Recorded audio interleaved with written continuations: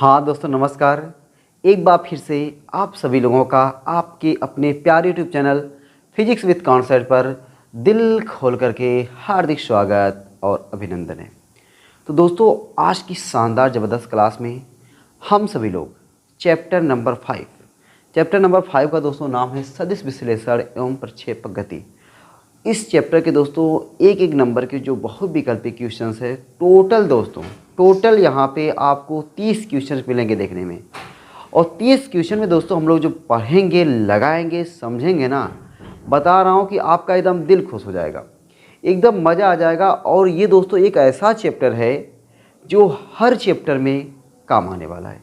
इसके टॉपिक, इसके न्यूमेरिकल, इसकी थ्योरी लगभग क्लास 11 क्लास 12 का कोई ऐसा चैप्टर नहीं बचता जहाँ पर दोस्तों आपको वेक्टर के टॉपिक, वेक्टर की चीज़ें, वेक्टर के जो थ्योरी हैं वो आपको न मिले। हर चैप्टर में कहीं ना कहीं दोस्तों आपको मिलते रहते हैं।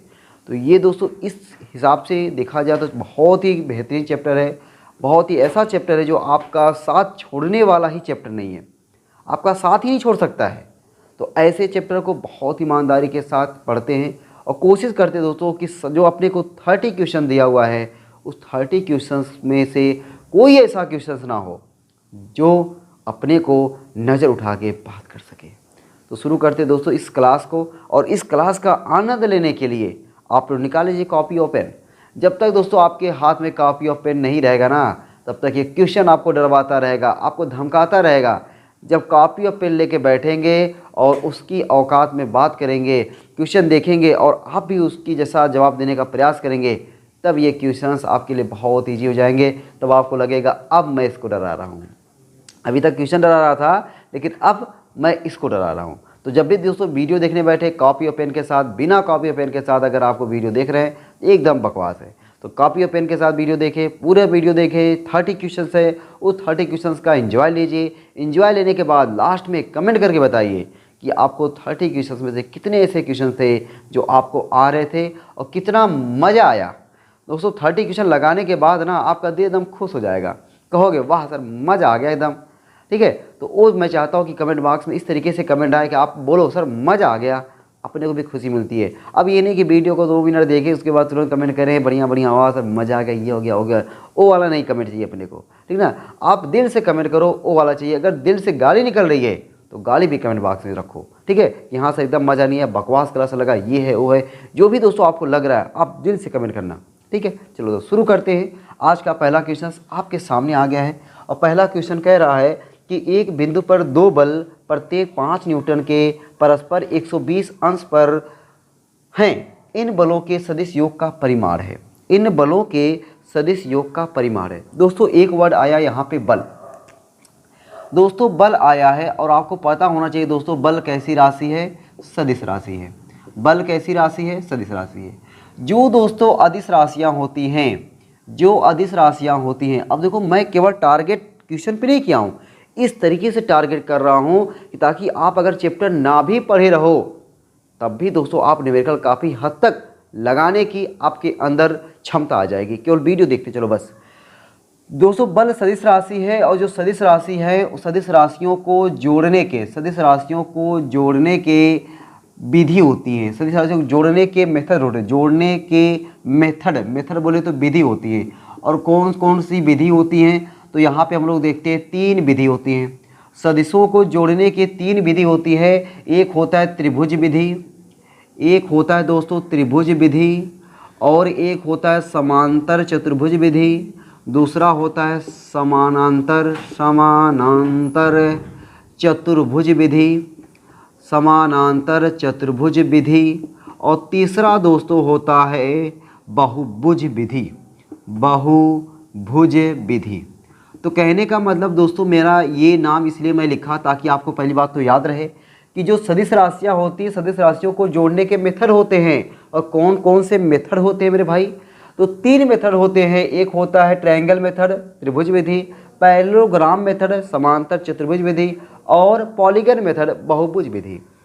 अब दोस्तों जो अपना अदिश राशियाँ होती हैं, अदिश राशियों को जोड़ने की कोई विधि नहीं है, कोई विधि नहीं। अब आप समझोगे रे सर जब इसका कोई विधि नहीं होता, कोई विधि नहीं, देखो विधि गलत लिखा है, चलो चलो जो भी होगा, कोई विधि नहीं। अगर दोस्तों इसका कोई विधि ही नहीं होता तो जोड़ेंगे कैसे?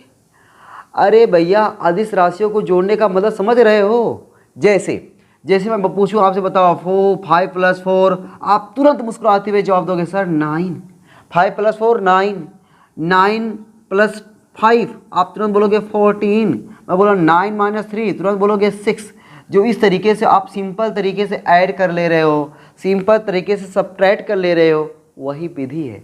और इस विधि को कोई विधि नाम नहीं दिया जाता है कि ना हाँ हमने 5 + 4 इस मेथड से ऐड किया है और 9 आ गया है, ऐसा कोई मेथड नहीं होता है। जबकि दोस्तों जो सदिश राशियाँ होती हैं, सदिश राशियों को ऐड करने के मेथड होते हैं, सदिश राशियों को ऐड करने के मेथड होते हैं, विधि होती है। अब दोस्तों विधि में कौन कौन मैंने बता दिया, त्रिभुज विधि, समानांतर चतुर्भुज विधि और बहुभुज विधि। मान लो इस विधि को नहीं जानते, कोई बात नहीं, लेकिन दोस्तों इन सभी विधियों से जोड़ने के बाद जो रिजल्ट आता है ना, जोड़ने के बाद जो रिजल्ट आता है उस रिजल्ट को अपने को याद करना है। ये मेथड नहीं आता कोई प्रॉब्लम नहीं, मेथड नहीं आता कोई प्रॉब्लम नहीं, लेकिन जोड़ने के बाद जो रिजल्ट आता है ना, अपने को तो उससे मतलब है, अपने को भाई वो चाहिए जो जोड़ने के बाद रिजल्ट आता है। तो दोस्तों जोड़ने के बाद जो रिजल्ट आता है, रिजल्ट आर क्यों लिखा जाता है भाई? जिससे मान चलो कि ए और बी दो वेक्टर हैं, ए और बी दो वेक्टर है, इन दोनों को ऐड कर दिया गया। देखो ये ऐड कर दिया गया, तो ऐड करने के बाद दोस्तों ये कितना हुआ? ऐड करने के बाद जैसे ये था 5 + 4 कितना हुआ 9। तो उसी तरीके से वेक्टर ए और वेक्टर बी दोनों को ऐड कर दिया गया। ऐड करने के बाद कितना आया, इसी को हम लोग दोस्तों लिखते हैं वेक्टर आर। भाई ये भी वेक्टर में है, ये भी वेक्टर में, ऐड करने के बाद वेक्टर ही आएगा ना, ऐड करने के बाद तो वेक्टर ही आएगा। तो ये वेक्टर आर आया, वेक्टर ए प्लस वेक्टर बी। अब आप सोचोगे और ये सर आपने क्या कि सिंपल तरीके जैसे यहाँ पे ऐड किया है वैसे यहाँ पे ऐड कर दिया। भैया ऐड आपको सिंपल तरीके से लग रहा है कि भैया हमने ऐड कर दिया हुआ है, लेकिन विधि चाहे ये लगती है, चाहे ये लगती है, चाहे ये लगती है। लेकिन दोस्तों अब जब ऐड कर लेते हैं तो ये वेक्टर आर आया है, तो वेक्टर आर के परिमाण को याद करना है। यही मैं लिखा हूँ, वेक्टर आर का परिमाण आर। तो वेक्टर जैसे ए है, वेक्टर ए के परिमाण को हम लोग ए से लिखते हैं। वेक्टर बी है, इस वेक्टर बी के परिमाण यानी मैग्नीट्यूड को हम लोग बी से लिखते हैं। सेम उसी तरीके से अगर कोई दोस्तों वेक्टर आर है, उस वेक्टर आर के परिमाण को आर लिखते हैं। और उस आर का जो फार्मूला होता है वो फार्मूला तो अपने को चाहिए। आर इक्वल टू फार्मूला क्या होता है? a² + b² + 2ab cos theta. ये दोस्तों अपने को याद होना चाहिए। चाहे इस विधि से ऐड करो, चाहे इस विधि से ऐड करो, चाहे इस विधि से ऐड करो, सबसे लास्ट में जो आंसर आता है ये दोनों वेक्टर के परिमाण का सूत्र है, दो वेक्टर के योग के परिमाण का सूत्र है। Sum of magnitude of sum of two vector, magnitude of sum of two vectors का ये फार्मूला हुआ आर इक्वल टू रूट में a² + b² + 2ab cos theta. अब दोस्तों अपने क्वेश्चन पे आ जाओ। अब इतनी बातें सुनने के बाद आपको सिर्फ ये पता चला कि हाँ जो बल सदिश राशि है और सदिश राशियों को जोड़ने के मेथड होते हैं, और उस मेथड से जब जोड़ते हैं तो ये फार्मूला बनता है। जबकि जो अदिश राशियाँ होती हैं उनको जोड़ने के कोई मेथड वगैरह नहीं होते हैं। ये फार्मूला है दोस्तों, इस फार्मूले पे अपने को क्वेश्चन लगाना है, ठीक है ना। चलो इतनी बात समझ में आ गई ना। चलो अब ये फार्मूले पे क्वेश्चन लगाते हैं। जब ये फार्मूला हम लोग यूज करते हैं तो पहले मैं ये सब हटा दूं। अगर आपको इसमें से कुछ भी लग रहा है कि नोट करने लायक है तो मैं साइड हो जाया करता हूं, नोट कर लिया करो भाई, ठीक है। चलो अब आते भाई, अब क्वेश्चन में दोस्तों मैं फिर से बार क्वेश्चन पढ़ देता हूं, क्वेश्चन एक बार फिर से पढ़ देता हूं, उसके बाद मैं जा कर के लगाता हूं, ठीक है। तो क्वेश्चन देखो मैं पढ़ रहा हूँ, क्वेश्चन में क्या आपको दिया हुआ था, कह रहा था कि एक बिंदु पर दो बल, कोई बिंदु है दोस्तों, ये बिंदु है, इस बिंदु पर दो बल, एक बल मान लो ये है और एक बल, अच्छा दोनों बल एक दूसरे से 120 अंश पे, अगर एक इधर होगा तो दूसरा ये इधर होगा, तभी तो ये बनेगा 120 अंश, तभी तो दोस्तों ये बनेगा 120 डिग्री। तो यहाँ पे दो बल का मान नहीं पता है, ठीक है। अच्छा नहीं 5 न्यूटन, ये भी 5 न्यूटन का है और ये भी 5 न्यूटन का है, और दोनों ये 5 न्यूटन के जो फोर्स हैं एक दूसरे से 120 डिग्री पर इस पार्टिकल पर एक्ट हो रहे हैं, मतलब लग रहे हैं। अपने से क्या कह रहा है कि इन बलों के सदिश योग का परिमाण, सदिश योग का परिमाण अभी फार्मूला बताया मैंने, मान लो सदिश योग का परिमाण है आर इक्वल टू रूट में, एक बार फिर फार्मूला लिखता हूँ मुस्कुराते हुए लिखवाई, a² + b² + 2ab cos theta a square plus B square plus 2ab cos theta. किसी भी तरीके दोस्तों रट्टा मार लो भैया, रट्टा मार लो, इस फार्मूले को बहुत काम आने वाला है। आर इक्वल टू दोस्तों, आर इक्वल टू रूट में बताओ ए की जगह पे 5 का स्क्वायर, बी की जगह पे 5 का स्क्वायर प्लस 2 ए की जगह पे 5 बी की जगह पे 5 कॉस थीटा, और थीटा बोलो भाई 120 डिग्री। कितना हो जाएगा 120 डिग्री।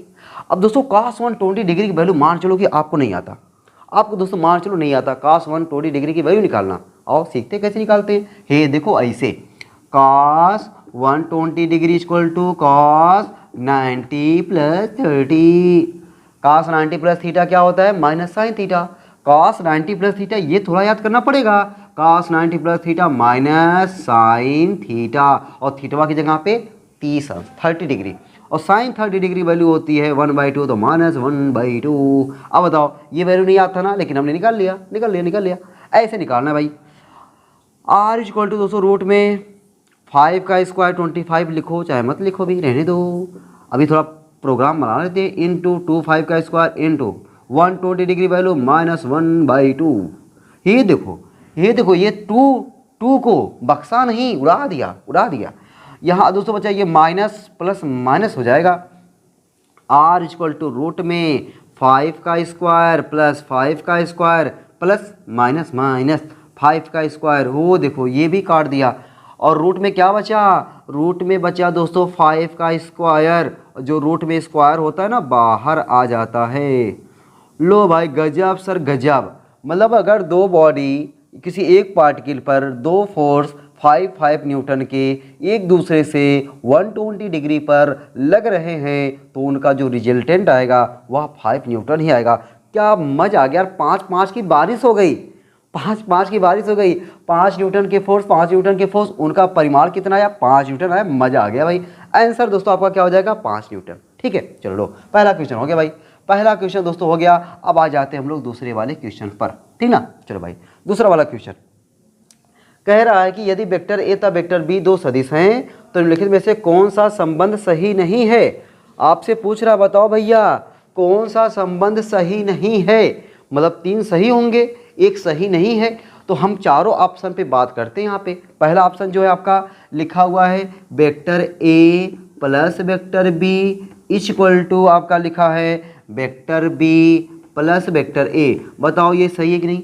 अरे भैया एकदम सीधा सही दिख रहा है कि vector A plus vector B equal to vector B plus vector A. बताओ क्या कमी है, ए का प्लस है यहाँ भी ए का प्लस है, बी प्लस है बी यहाँ भी प्लस है, जो चीज़ यहाँ लिखा गया वही चीज़ यहाँ पे लिखा गया, एकदम सही है, इसमें कोनो डाउट है ये नहीं है। ठीक है ये सही है। सेकंड पे आ जाओ। सेकंड दोस्तों अपने को लिखा हुआ vector A minus vector B equal to लिखा कैसे उसको minus vector B minus vector A. अब बताओ क्या ये चीज़ सेम है कि नहीं, और टेस्ट कर लेते हैं। इसको देखो जरा, इस माइनस को अंदर मल्टीप्लाई करो, माइनस यहाँ पे प्लस है, यहाँ प्लस लिखा नहीं गया, minus plus minus vector B minus minus plus vector A. अब इसी लाइनिया को का हम ऐसे नहीं लिख सकते कि वेक्टर ए माइनस वेक्टर बी। तो कहने का मतलब दोस्तों ये चीज़ देखो वही फिर आया, इसी को मैंने सॉल्व किया, क्या नजर आया वेक्टर ए माइनस वेक्टर बी। इसका मतलब हुआ कि ये चीज़िया और ये चीज़िया दोनों कहाँ हैं बराबर हैं, दोनों कहाँ हैं बराबर है। बस खाली आपसे क्या कर रहा है वो टेस्ट कर रहा है आपसे, बताओ कुछ गड़बड़ तो नहीं है। तो आपने टेस्ट किया, कहा ओ ना कौनो गड़बड़ नहीं है, बस खाली हेर फेर कर दिया गया है।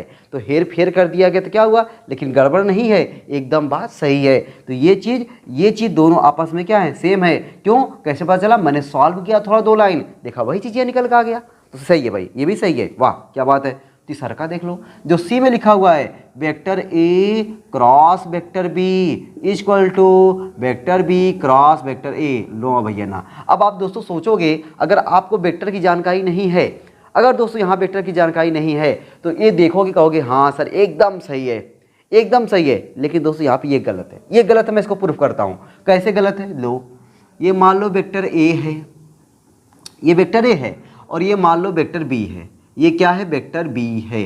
तो पहले मैं निकालता हूँ वेक्टर ए क्रॉस वेक्टर बी। दोस्तों फार्मूला होता है, बहुत ही प्यारा फार्मूला, बड़ा मज़ेदार फार्मूला। क्या फार्मूला होता है? Vector A cross vector B equal to A B sine theta N cap. क्या होता है? A B sine theta N cap. तो ये तब होता है जब मैं ए से बी की तरफ जाऊं और इनके बीच का एंगल क्या हो? थीटा हो, तब के लिए फार्मूला होता है। अगर दोस्तों b क्रॉस ए निकालो तो b से a तक आओगे, ये वाला कोण लेना पड़ेगा। जब b से a तक आओगे, अब बताओ पूरा कोण कितना होता है? 360 पूरा होता है दोस्तों 360। 360 में से थीटा बेचारा चला गया, 360 में से थीटा चला गया, तो बचा कितना? बचेगा दोस्तों आपका 360 minus theta, 360 degree minus theta. तो अब जब लिखेंगे हम लोग vector B cross vector A, vector B cross vector A जब हम लोग लिखेंगे तो क्या लिखेंगे? बी ए साइन थीटा। तुम्हारे मन में चल रहा होगा थीटा, लेकिन नहीं, थीटा के प्लेस पर 360 degree minus theta N cap. अब बताओ जरा दोस्तों, साइन 360 डिग्री माइनस थीटा क्या होता है? अगर दोस्तों आपको याद है तो अच्छी बात है, नहीं याद है तो रट्टा मारो। क्या रट्टा मारोगे? कि बी ए साइन 360 माइनस थीटा की वैल्यू होता है minus sine theta N cap. तो वेक्टर बी क्रॉस वेक्टर ए की वैल्यू क्या आया? माइनस बी ए साइन थीटा एन कैप। अब बताओ वेक्टर ए क्रॉस वेक्टर बी की value a B sine theta N cap, vector B cross vector ए की value minus b ए sine theta N cap. मतलब दोस्तों minus आया है, माइनस आ गया है माइनस। इसका मतलब है कि वेक्टर ए क्रॉस वेक्टर बी और vector B cross vector a दोनों आपस में बराबर नहीं हैं। अगर ऐसे लिखा होता तो एकदम सही लिखता, लेकिन कह रहा नहीं बराबर है। हम कह रहे हैं प्रूफ करके दिखाए भैया, बराबर तो नहीं है। इसका मतलब है दोस्तों ये क्या है? गलत है। ये क्या है? गलत है। तो यही आंसर आपका सही है। अच्छा डी वाला, जो इसमें डी वाला दिया है ओ वाला क्यों गलत है? थोड़ा हम लोग चेक कर लेते हैं। अच्छा ओ वाला सही क्यों है?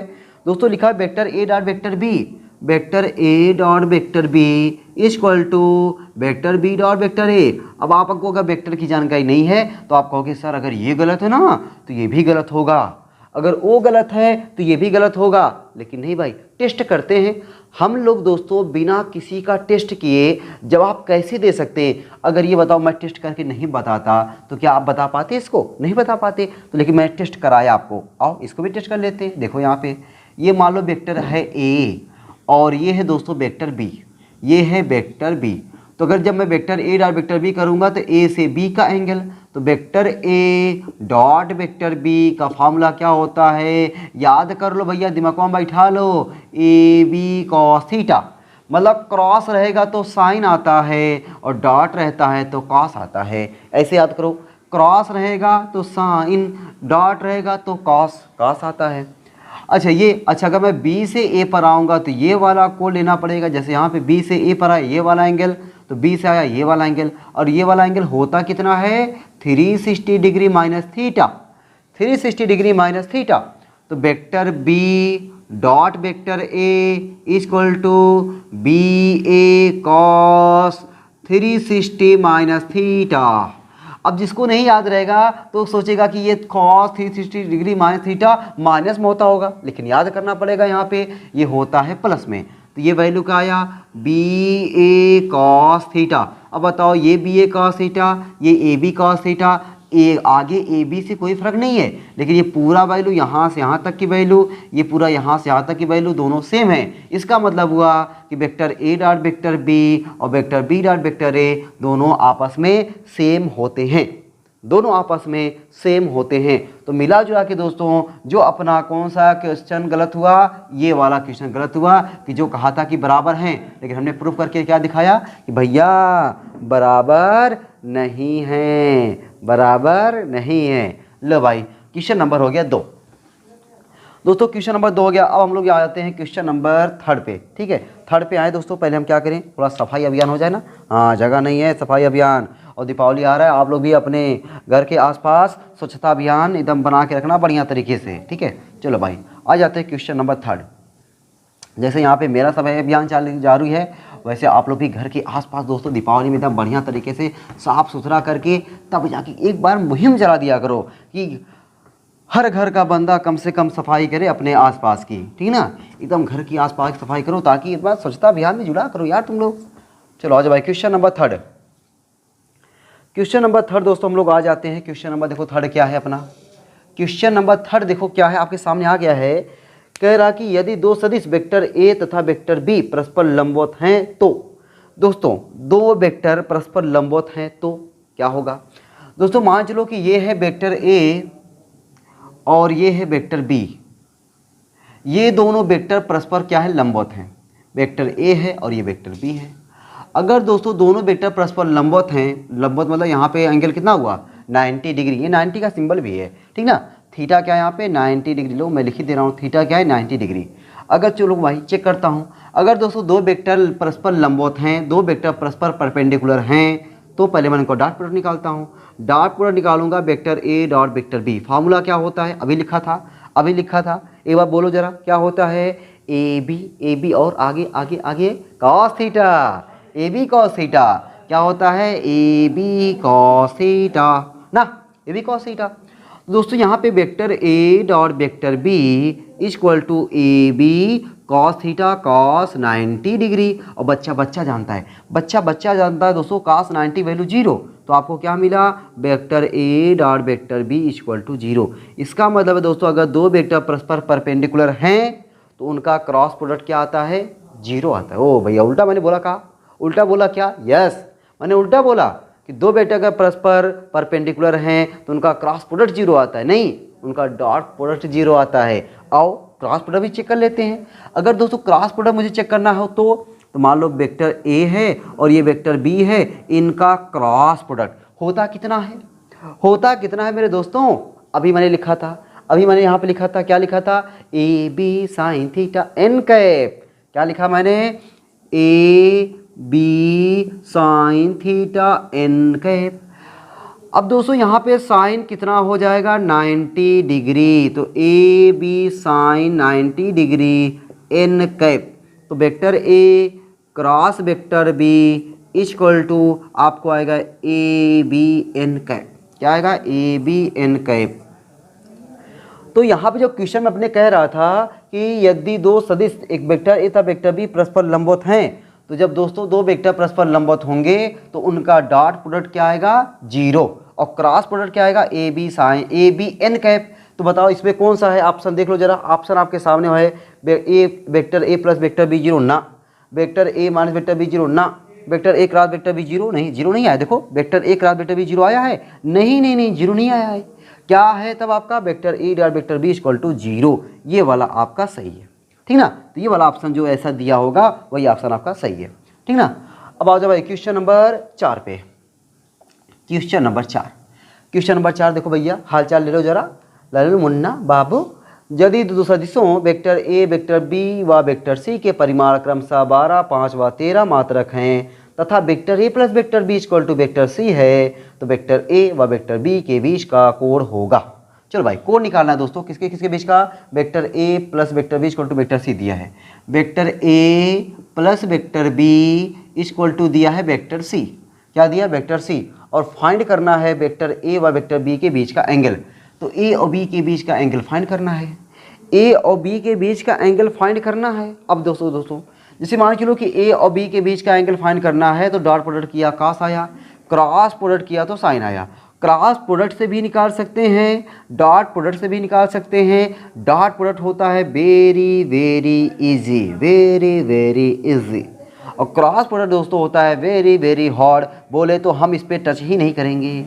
अब आप सोचोगे सर एक बार टेस्ट करिए ना, टेस्ट भैया अपना घर पे करना, नहा धो करके मुंह धो करके खाना पीना खा करके टेस्ट करना और आ जाए तो बताना, ठीक है। तो इसको दोस्तों आपको टेस्ट ही नहीं करना है, ये डॉट प्रोडक्ट से हम लोग निकालते हैं। देखो कैसे दोस्तों, अपने को निकालना है ए और बी के बीच का एंगल, तो ए और बी अपने को डॉट प्रोडक्ट में चाहिए, किसमें चाहिए डॉट प्रोडक्ट में चाहिए। देखो डॉट में आएगा तभी तो एंगल मिलेगा, डॉट में देखो ए और बी के बीच में डॉट लगा है तभी तो ए और बी के बीच का एंगल मिला। तो अब देखो यहाँ पे मैं क्या करूँ, मान लो वेक्टर ए प्लस वेक्टर बी के बीच का एंगल चाहिए ना, ऐसे लिखो डॉट लगाओ, मतलब दोनों तरफ का स्वतः सेल्फ सेल्फ क्या करो, डॉट प्रोडक्ट करा दो, स्वतः अदिश गुणन करा दो। इधर वाला अदिश गुणन हो गया और इधर वाले का भी, इधर वाले का भी। दोस्तों मैंने नया क्या किया, ज़्यादा कुछ नया नहीं किया, जो ये चीज़ था उसी चीज़ का स्वतः अदिश गुणन कराया। क्यों कराया, जब तक ये डॉट आएगा नहीं, जब तक दोस्तों डॉट आएगा नहीं तब तक एंगल मिलेगा नहीं, जब तक डॉट आएगा नहीं तब तक एंगल मिलेगा नहीं, ठीक ना। चलो भाई, अब दोस्तों ये तो गुणा कौन नहीं कर पाएगा, बच्चा बच्चा जानता है। ए का प्रोडक्ट वेक्टर ए डॉट वेक्टर ए और बी का प्लस लगाओ वेक्टर ए डॉट वेक्टर बी, इसका करो plus vector B dot vector A plus vector B dot vector B, vector B dot vector B equal to इधर है vector C dot vector C, vector A dot vector A. अभी आप vector A dot vector A, एक बार मैं एक चीज़ करके दिखा दूँ आपको। देखो vector A dot vector a क्या हो जाएगा, ए कॉस थीटा। भाई वेक्टर ए डॉट वेक्टर बी, देखो vector A dot vector B A B cos theta. जब ए है तो ए कॉस थीटा, मजा आ गया ना, ए कॉस थीटा। दोस्तों ए स्क्वायर, अब बताओ थीटा कितना हो जाएगा। भैया वेक्टर ए इधर है और दूसरा का भी वेक्टर ए है तो इधर ही होगा ना, वेक्टर ए इधर है दूसरा का भी वेक्टर ए है, इधर ही होगा, इधर ही होगा। तो cos थीटा का हो जाएगा 0 डिग्री, क्या हो जाएगा 0 डिग्री, और 0 डिग्री की वैल्यू 1। तो आपने कहा देखा कि vector A dot vector A square. अब बताओ जरा vector B dot vector B square, vector सी डॉट वेक्टर सी स्क्वायर। वाह भाई मजा आ गया। Vector A dot vector A square, vector B dot vector B square, vector C dot vector C square. वाह क्या बात है। तो यहाँ पर जाकर दोस्तों ए स्क्वायर डायरेक्ट लिखो, देखो यहाँ से a square plus vector A dot vector B को भी वहने से रहने दो। और यहाँ पे अभी आपने प्रूफ किया था कि वेक्टर ए डॉट वेक्टर बी को हम vector B dot vector A लिख सकते हैं, यानी आपने ऐसे दिखाना कि वेक्टर ए डॉट वेक्टर बी इक्वल होता है किसके, vector B dot vector A. चाहे इसकी जगह यहाँ पे ये वाला लिखो, चाहे इसकी जगह यहाँ पे ये वाला लिखो, तुम्हें आज़ादी है, तुम्हें आज़ादी है। अभी मैंने सिखाया है, तुम्हें आज़ादी है, अभी मैंने सिखाया है कि इसकी जगह यहाँ पे ये लिखो या इसकी जगह यहाँ पे ये लिखो। लेकिन ये तुम्हें आज़ादी नहीं मिली है, ये दोस्तों आपको आज़ादी नहीं मिली है कि आप ऐसा लिख सकते हो। बताओ ये आज़ादी मिली है? नहीं, ये आज़ादी नहीं मिली है, लेकिन ये आज़ादी है ना। चलो, अगर ये आज़ादी है और ये आज़ादी का फ़ायदा कब उठाएंगे, मर जाएंगे तब नहीं, अभी उठाएंगे। लो उठाओ भाई आज़ादी का फ़ायदा। वेक्टर ए डॉट वेक्टर बी, इसकी जगह यहाँ पे बोल दो जरा, बोल दो। ओ बोल तो दिए यार तुम लोग, गजब यार। सी स्क्वायर। अब बताओ ये ए स्क्वायर प्लस ये चीज़ एक बार ये 2 बार हो गया, एक बार ये 2 बार, क्या बात है। 2 vector A dot vector B plus B square equal to C square. अपने को क्या करना था, ए और बी के बीच का एंगल। अब देखो यहाँ से मिलेगा, एंगल मिलेगा तो 2 ऐसे रहने दो, vector A vector B A B cos theta, A B cos theta. इधर देखो C square plus A square इधर आएगा तो minus A square, plus B square उधर जाएगा तो minus B square. 2 B cos theta equal to दोस्तों C का वैल्यू क्या दिया है, क्वेश्चन में कह रहा था कि 5 12 व 13, एक 5 है एक 12 है, 5 12 13 है, 12 5 13 12, देखो लिखा था 12, गजब, 12 5 13, मतलब ये ए है ये बी है ये सी है। सी की जगह पे लिख दो 13 का स्क्वायर माइनस एक जगह पे 12 का स्क्वायर माइनस बी की जगह पे 5 का स्क्वायर। वाह भाई। अच्छा यहाँ भी हम लोग लिख सकते थे 2, लो लिख देता हूँ, लिख दूँ, लो एक जगह पे बोल दो, एक जगह पे 12 और बी की जगह पे 5, आगे क्या लिखोगे cos theta equal to 169 144 minus 25। और ये गजब यार गजब, ये देखो ये इतना जुड़ करके हो जाएगा इसके बराबर, इसको मतलब 0, ये देखो 0, तो इतना इधर आएगा तो 0/2 गुणे 12 गुणे 5, इधर क्या बचेगा कॉस थीटा, तो कॉस थीटा इक्वल टू 0। अब बताओ कॉस में कितने की वैल्यू 0 होता है, तो कहोगे सर कॉस 90 की वैल्यू, तो भैया थीटा कितना मिल गया आपको 90 डिग्री, क्या मिल गया, 90 डिग्री मिल गया। तो दोस्तों ये भले से मैंने पूरा डिटेल में किया है। अब जब आएंगे ना तो ये लाइन बताओ लिखूंगा मैं नहीं, डायरेक्ट यहाँ पर लिखूंगा मैं ए स्क्वायर, यहाँ पर डायरेक्ट मैं कर दूंगा। थोड़ा ये देखो मैं डायरेक्ट यहाँ से करूँगा मैं, ठीक ना। ये लाइन मैं अब डायरेक्ट कर सकता हूँ क्योंकि इस टाइप का भी आपको एक दो क्वेश्चन और मिलेंगे। एक मैंने डिटेल से कर दिया, एक मैंने पूरा डिटेल झोंक दिया, इसलिए झोंका ताकि आपको बढ़िया तरीके से समझ में आ जाए। और फिर आगे अगर मैं शॉर्ट कट करूँ कि भाई आपका एक नंबर का ये एक नंबर की चीज़ों को आप इतना बड़ा अगर करोगे तो टाइम यूँ होना चाहिए ना, टाइम यूँ तो होना चाहिए ना, तो टाइम कहाँ मिलेगा। तो इसीलिए भी डिटेल्स इसलिए किए हैं ताकि बात समझ में आए। अभी तो हम लोग क्या कर रहे हैं, अभी हम लोग फाइनल थोड़ी खेलने जा रहे हैं, अभी तो अपन अभ्यास कर रहे हैं, इतने क्वेश्चंस का अभ्यास कर रहे हैं ताकि जब फाइनल में जाए ना तो टॉफी उठा के लेकर आएँ। ठीक है, चलो भाई। तो ये दोस्तों हो गया अपना क्वेश्चन नंबर 4। अब आते हैं हम लोग क्वेश्चन नंबर 5 पर। तो क्वेश्चन नंबर 5 पर आ जाएँ। π/2 देखो ये 90 डिग्री को हम लोग π/2 भी बोलते हैं ना। हाँ, इरेज कर दूँ मैं, चलो भाई इरेज कर दूँ, मजा आ गया होगा आपको। Question number 5। अब तुम लोग सोच रहे हो कि सर ऐसे 30 क्वेश्चंस है और आप इतना टाइम ले रहे हैं, बताइए सर लगता है 2 घंटा लगा देंगे। नहीं भैया, ऐसी कोई बात नहीं है। अभी स्टार्टिंग के क्वेश्चंस हैं, अभी आपको थ्योरी मैं समझ रहा हूँ कि थ्योरी मैं पढ़ाया भली से हूँ, लेकिन मान के चल रहा हूँ कि ये थ्योरी आप लोग नहीं पढ़े हो या कम पढ़े हो। ठीक है, इसलिए मैं चाह रहा हूँ कि एकदम बढ़िया तरीके से एकदम समझाऊँ ताकि आप थ्योरी ना पढ़े रहो, तभी आपको समझ में आए। आ जाओ भैया 5वां क्वेश्चन देखो तुम्हारे सामने आया है। कहाँ कह रहा है तुमसे, कह रहा है यदि vector A equal to vector B plus vector C तथा वेक्टर ए, वेक्टर बी व वेक्टर सी के परिमाण 5, 4 व 3 मात्रक हों तो वेक्टर ए तथा वेक्टर सी के बीच कोण है। वेक्टर ए व वेक्टर सी के बीच का कोण है। आओ कोण निकालते भैया। अपने कोण निकालने से डरते हैं का? एकदम नहीं डरते भैया। चलो क्या लिखा हुआ है, vector A equal to vector B plus vector C. किसके किसके बीच का एंगल पूछा हुआ है, ए और सी। और ये देखो ए और सी के बीच पूछा हुआ है। बेचारा ए इधर, सी उधर भाग रहा है। चल इधर आ भैया। जिसके जिसके बीच का कोण पूछोगे वो साथ तो होना चाहिए ना। हमारा किसी और से संबंध करा रहे हो, पता चला वो है ये नहीं है, काल्पनिक नहीं, गलत बात। ठीक है, वो तो होना चाहिए ना भैया। हमारा जिससे आप रिलेशन जुड़वा रहे हो वो ही नहीं रहेगा तो कैसा रिलेशन, झूठ ही का। तो भैया बताओ, सी उधर भाग रहे बी के साथ, जुड़वा रहे संबंध ए के साथ और जाके बैठा है बी के साथ। चल यार इधर आके ए के साथ तुम्हारा हो रहा है क्या, समझ जाओ। ठीक है, चलो आ जाओ भाई, सी आ जा ए के साथ। भैया पूछ रहा है एंगल ए और सी का। अच्छा, इधर आएगा तो प्लस, इधर आएगा तो माइनस। वाह भाई, मजा आ गया ना दोस्तों कि अपने को कैसा पता चलेगा, सीधर लाना है भैया। संबंध ए और सी के बीच पूछा हुआ है, एंगल ए और सी के बीच पूछा हुआ है, जाके सी लपटे हैं बी के साथ। गलत बात है, गंदी बात है ना। हाँ चलो आ जाओ इधर। अब बताओ कोड चाहिए ना, वही वाला पूरा प्रोसेस फिर दोहरा दो, वही वाला जो किए थे। देखो कैसे, वेक्टर ए माइनस वेक्टर सी डॉट लगाओ, vector A minus vector c equal to vector B dot vector B. ये भैया डॉट है ये, ठीक ना। अब बताओ ए डॉट ए, तो मैं ये चलो एक बार कर ही देता हूँ। Vector A dot vector a, जी मानता नहीं है यार मेरा।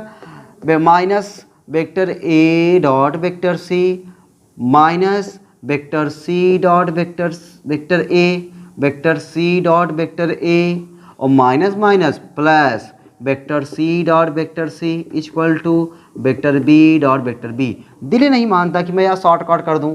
ठीक है, ये लगता है यार आपको समझ में नहीं आएगा ना, तो मज़ा नहीं आएगा। जब तक आपको समझ में ना आए फिर मेरा पढ़ाना, आपका टाइम वेस्ट करना बेकार है। अगर दोस्तों आपको समझ में ना आए, मज़ा ना आए, पैसे वापस ले जाओ।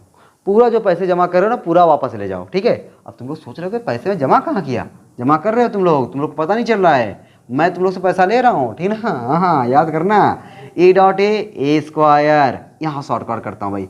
देखो ये चीज़ और ये चीज़ सेम है, इसको पलट सकते हो। जब पलट दोगे तो ये जुड़ जाएगा, -2 वेक्टर ए डॉट वेक्टर सी। वही वाली बात ना भैया। आप मैं यहाँ लिख दूँ क्या, वेक्टर ए डॉट वेक्टर सी बराबर होता है vector C dot vector A के। इस रूल से मैंने क्या कर दिया, इसको सेम कर दिया, ऐड कर दिया, plus C square equal to B square. तो क्या माइनस है ना, कि उसको उधर भेज दो, प्लस हो जाए। तो a square plus C square minus B square equal to vector A dot vector c. अच्छा, ए की वैल्यू क्या है, ए बी सी क्या दिया हुआ था, ए बी व सी 5 4 व 3। चलो मैं यहाँ लिख दे रहा हूँ 5 4 व 3, यानी ये ए है, ये बी है, ये सी है। तो ए जगह पे 5 का स्क्वायर प्लस सी की जगह पे 3 का स्क्वायर माइनस बी की जगह पे 4 का square equal to 2 A dot C, मतलब ए सी कॉस थीटा। 5 का स्क्वायर 25 प्लस 3 का स्क्वायर 9 माइनस 4 का स्क्वायर 16 इक्वल टू 2 ए की जगह पे 5 सी की जगह पे 3 कॉस थीटा। 25 और 16 में से 9 गया, अरे यार 9 7 16 7 कितना हो जाएगा यार, गजब यार। 25 और 5 25 5 30 4 34, 34 में 16 गया, मुझे घटाना नहीं आ रहा यार। 14 में से गया 8, 2 में से गया 1 18, सही ना भाई 18 इक्वल टू 2 5 10 10 3 30 30 कॉस थीटा। तो कॉस थीटा इक्वल टू कितना हो जाएगा 18/30। तो थीटा इक्वल टू क्या हो जाएगा कॉस इनवर्स, कॉस हो जाएगा कॉस इनवर्स हो जाता है। 6 से काटो 6 त्रिक 18, 6 से नहीं यार 6 त्रिक 18 6 पंचे 30 ना, 6 त्रिक 18 6 पंचे 30। तो कॉस इनवर्स 3/5, कॉस इनवर्स 3/5 ही आपका आंसर सही है, ठीक ना भाई। तो दोस्तों क्वेश्चन नंबर 4 और क्वेश्चन नंबर 5 दोनों एक जैसे थे कि नहीं, दोनों एक जैसे थे ना, बस मज़ा आ गया यार। कोई दिक्कत परेशानी दुख तकलीफ नहीं ना। चलो भाई अब सोच लो, देख लो मुझे भी माइनस प्लस नहीं आता, जो तुम लोग डरते हो ना कि मुझे कुछ नहीं आता, सोच लो जो पढ़ा रहा है उसको भी नहीं आता ठीक है, क्या बात है। चलो भाई आ जाओ क्वेश्चन नंबर 6। क्वेश्चन नंबर 6 दोस्तों आपके सामने आ गया है। चलो इधर दोस्तों थोड़ा टाइम टेकिंग वाले क्वेश्चन थे, अब थोड़ा टाइम टेकिंग वाले कम आएंगे, ठीक ना। अब थोड़ा अब स्पीड बढ़ेगी यार, थोड़ा स्पीड बढ़ेगी, देख लेते जाना भी। क्वेश्चन नंबर 6, क्वेश्चन नंबर 6 का है, क्वेश्चन नंबर 6 है कि दो सदिश वेक्टर ए तथा वेक्टर बी परस्पर लंबवत हैं, लंबवत है भैया वेक्टर ए और वेक्टर बी। यदि vector A equal to 4i cap plus 3j cap हो तो वेक्टर बी होगा। गजब गजब का क्वेश्चन है यार। वेक्टर ए इक्वल टू दिया है, क्या दिया है 4i cap plus 3j cap. तो कह रहा बताओ वेक्टर बी का होगा, वेक्टर बी क्वेश्चन मार्क, कब ये दोनों वेक्टर क्या है परस्पर लंबवत हैं। अगर दोस्तों दोनों वेक्टर परस्पर लंबवत हैं, एक क्वेश्चन आया था तो मैंने बताया कि अगर दो वेक्टर परस्पर लंबवत हैं तो उनका डॉट प्रोडक्ट 0 होता है। दो वेक्टर परस्पर लंबवत हैं तो उनका डॉट प्रोडक्ट क्या होता है 0 होता है। देखो डॉट प्रोडक्ट 0, तो इसका मतलब दोस्तों इनका डॉट प्रोडक्ट 0 होगा, तो डॉट प्रोडक्ट 0 होना चाहिए, होगा नहीं 0 होना चाहिए। क्यों? क्योंकि दोनों परस्पर लंबवत हैं, दोनों परस्पर लंबवत हैं तो इनका डॉट प्रोडक्ट 0 होना चाहिए। तो होगा कैसे, होगा कैसे? तो वेक्टर ए जो दिया है आपको 4i cap plus 3j cap. तो अगर आपको दोस्तों देखो वेक्टर बी में जिसे यहाँ पे देखो क्या है, यहाँ पे है दोस्तों i और यहाँ पे है j, तो इसमें i और j नहीं होने चाहिए, i और j नहीं होने चाहिए। तो i और j को छोड़ दो, बचा कौन बेचारा k, तो इसमें k होना चाहिए।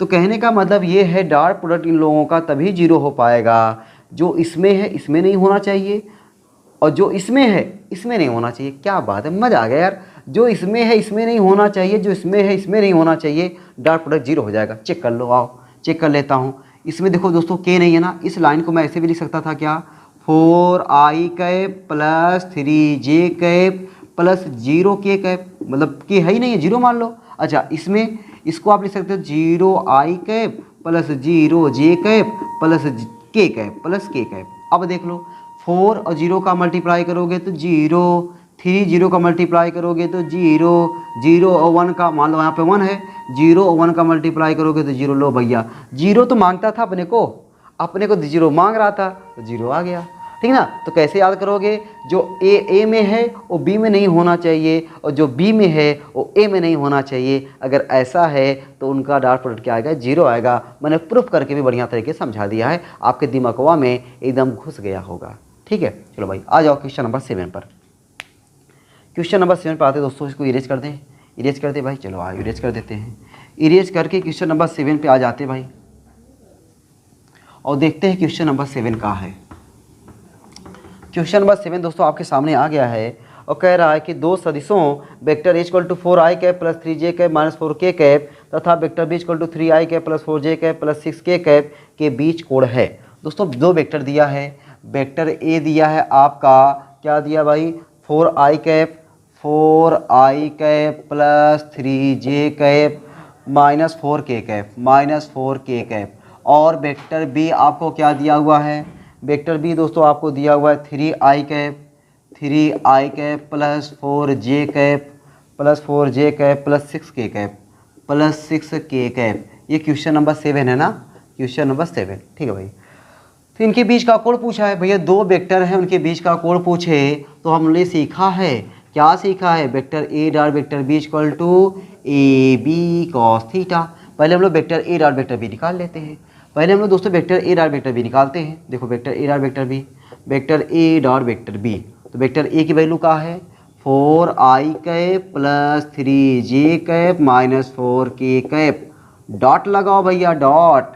वेक्टर बी की value 3i cap plus 4j cap plus 6k cap, इनका मल्टीप्लाई करो।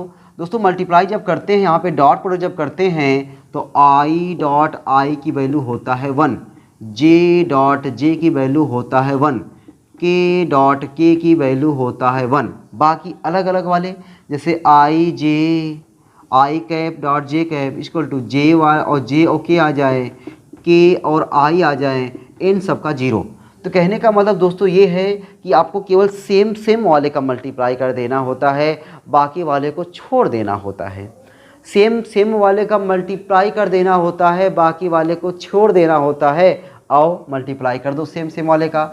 ये है i कैप, ये है i कैप, i वाले का 4 3 जा 12 प्लस प्लस प्लस लगाओ, 3 4 जा 12 माइनस प्लस माइनस 4 6 जा 24। बस ऐसे मल्टीप्लाई करना होता है। कितना इजी है ना, कितना इजी है ना, दिल गदगद हो रहा होगा कि क्या मल्टीप्लाई है ये ना। चलो 24 ले लो भैया, 0 आ गया। अब बताओ यही लिखो 0, यहाँ पे क्या लिखोगे, 0 equal to A B cos theta. तो कॉस थीटा इक्वल टू क्या हो जाएगा, तो आप कहोगे सर 0 बटा ए बी कितना आएगा, 0 आएगा।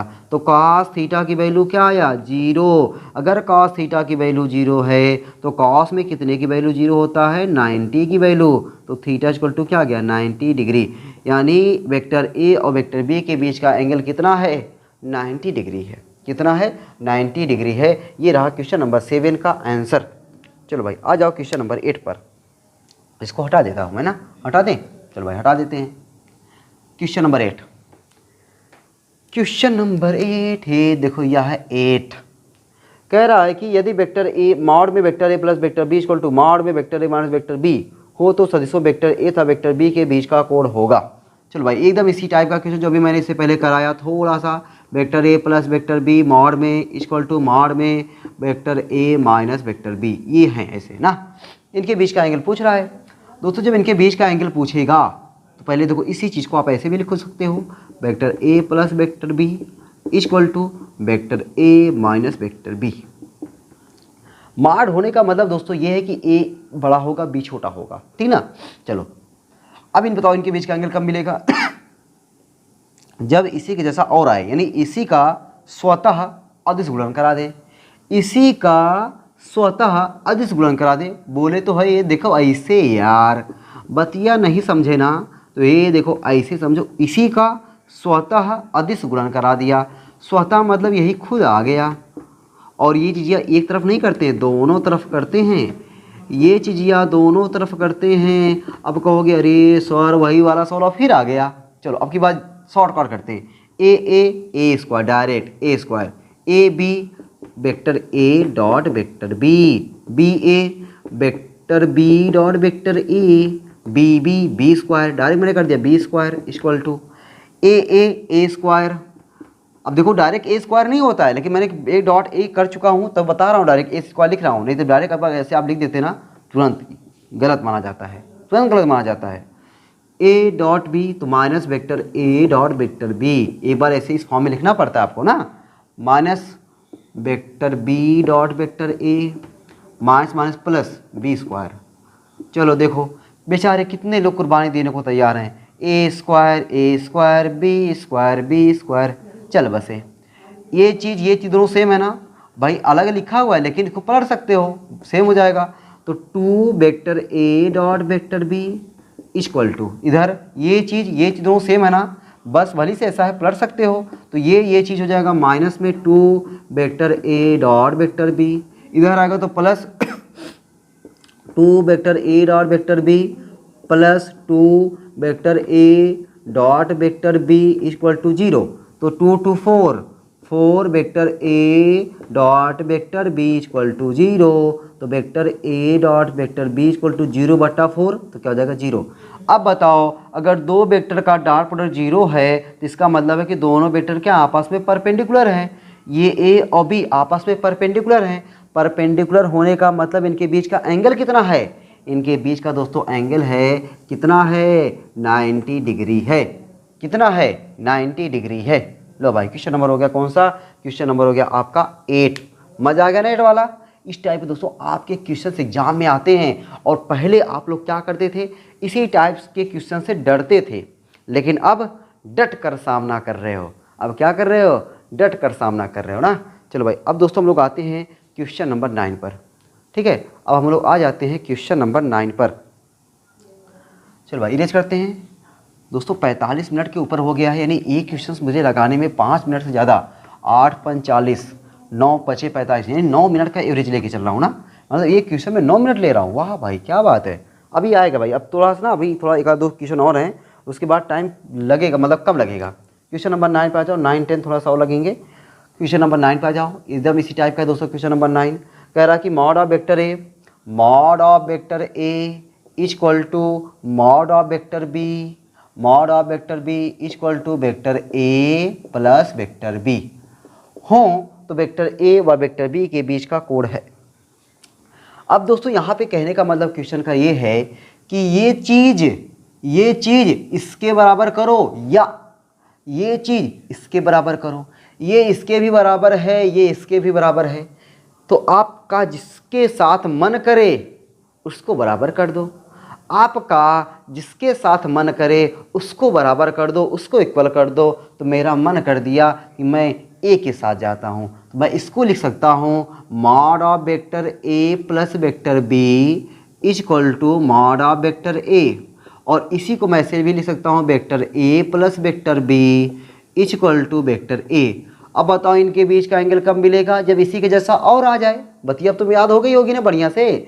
इसी के जैसा और आ जाए तो वेक्टर ए प्लस वेक्टर बी डॉट लगाओ, वेक्टर ए प्लस वेक्टर बी, इधर का भी डॉट प्रोडक्ट करो, vector A dot vector A. चलो अब वही शॉर्टकट मेथड करते हैं, ए डॉट ए, तो ए डॉट ए चलो लिख ही देता हूँ यार, vector A dot vector A, इसके साथ इसका करूँ प्लस वेक्टर ए डॉट वेक्टर बी प्लस इसका साथ इसके साथ वेक्टर बी डॉट वेक्टर ए plus B square vector B dot vector B. चलो जैसे उतना वैसे 2 मिनट और सही, क्या दिक्कत है। ए स्क्वायर प्लस ये चीज़ सेम है ना भाई, पलट दोगे इसको सेम हो जाएगा। जब सेम हो जाएगा तो जगह 2 vector A dot vector B plus B square equal to A square. बगलिया मैं लिख देता हूँ, क्या लिखता हूँ कि वेक्टर ए डॉट वेक्टर बी बराबर होता है vector B dot vector A के।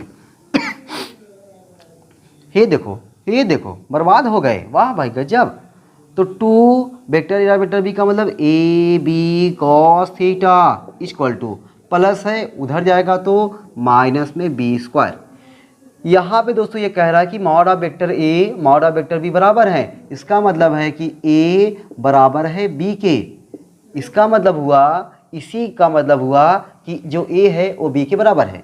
तो आप एक जगह पे बी लिखो या बी की जगह पे ए लिखो, तो मैं बी की जगह पे एक जगह बी लिख देता हूँ। तो 2 B cos theta equal to minus में बी स्क्वायर, तो ये 2b square cos theta equal to minus में बी स्क्वायर कट गया।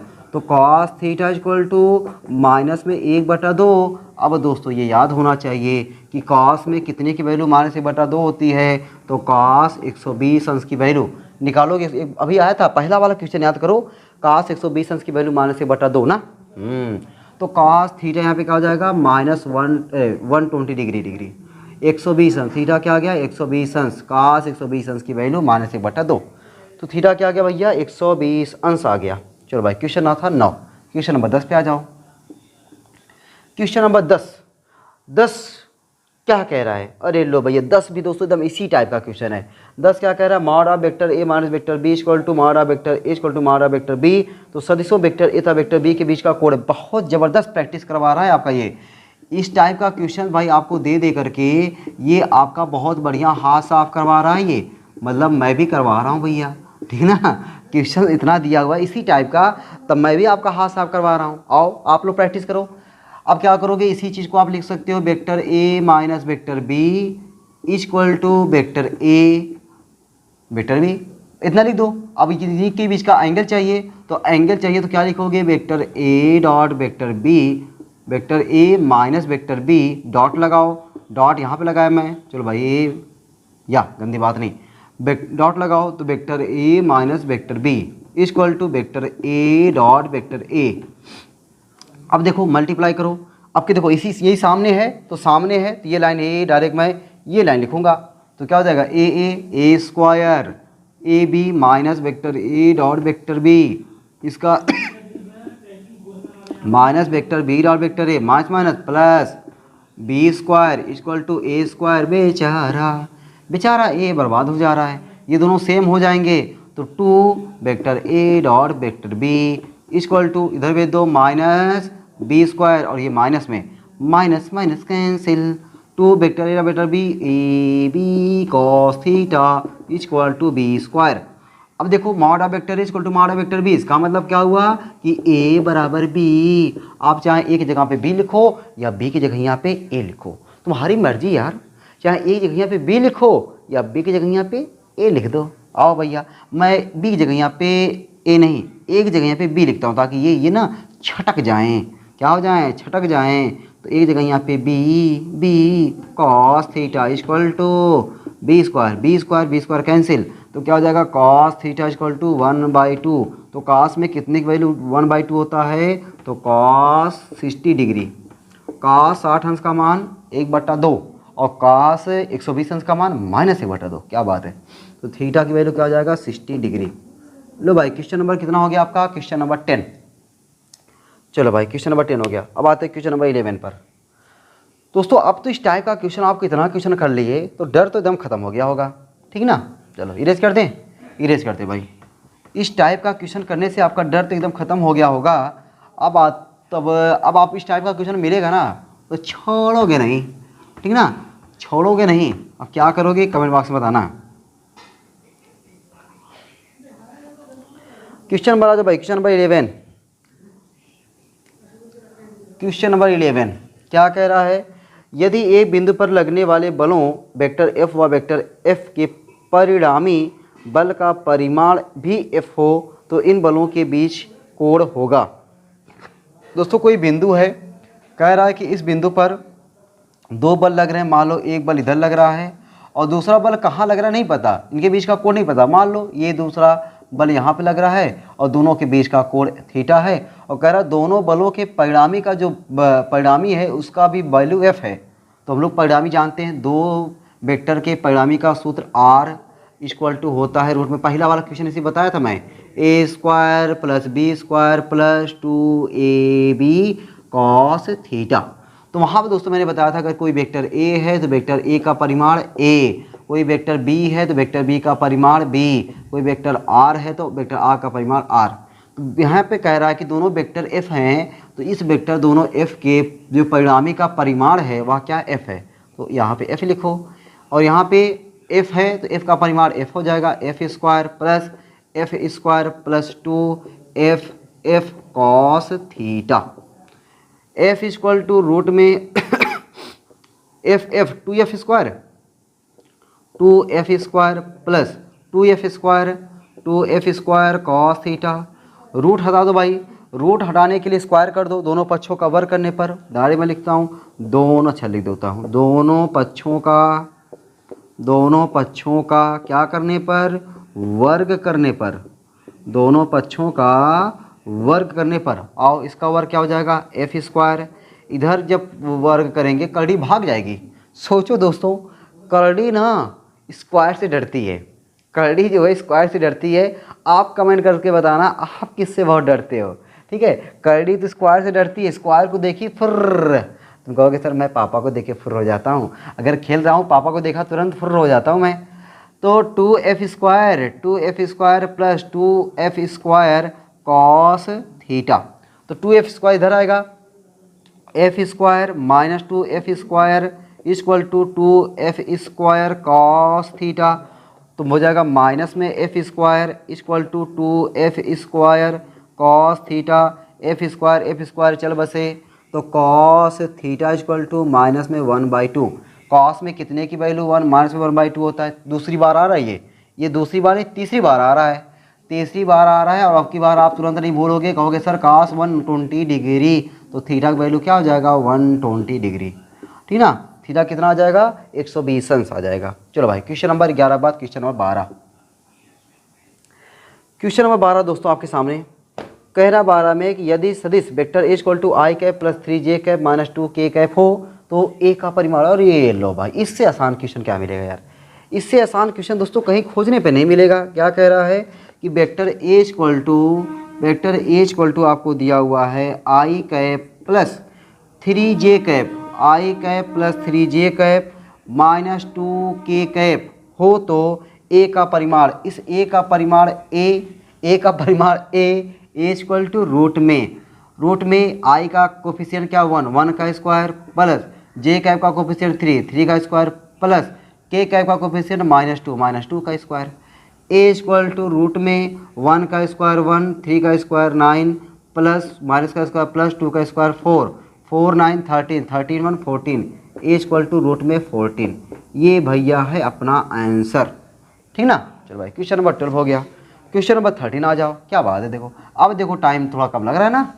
क्वेश्चन नंबर 14 कह रहा है, क्वेश्चन नंबर 13 सदिश vector a equal to I cap plus 2j cap plus 3k cap की दिशा में एकांक सदिश है। एकांक सदिश दोस्तों यूनिट वेक्टर आपसे पूछ रहा है। वेक्टर a दिया हुआ है I cap plus 2j cap plus 3k cap, इनका क्या पूछ रहा है यूनिट वेक्टर। तो इसका यूनिट वेक्टर का फॉर्मूला होता है, सिंबल होता है यूनिट वेक्टर का a कैप। अगर कोई वेक्टर a है उस वेक्टर a का यूनिट वेक्टर का फॉर्मूला होता है a कैप।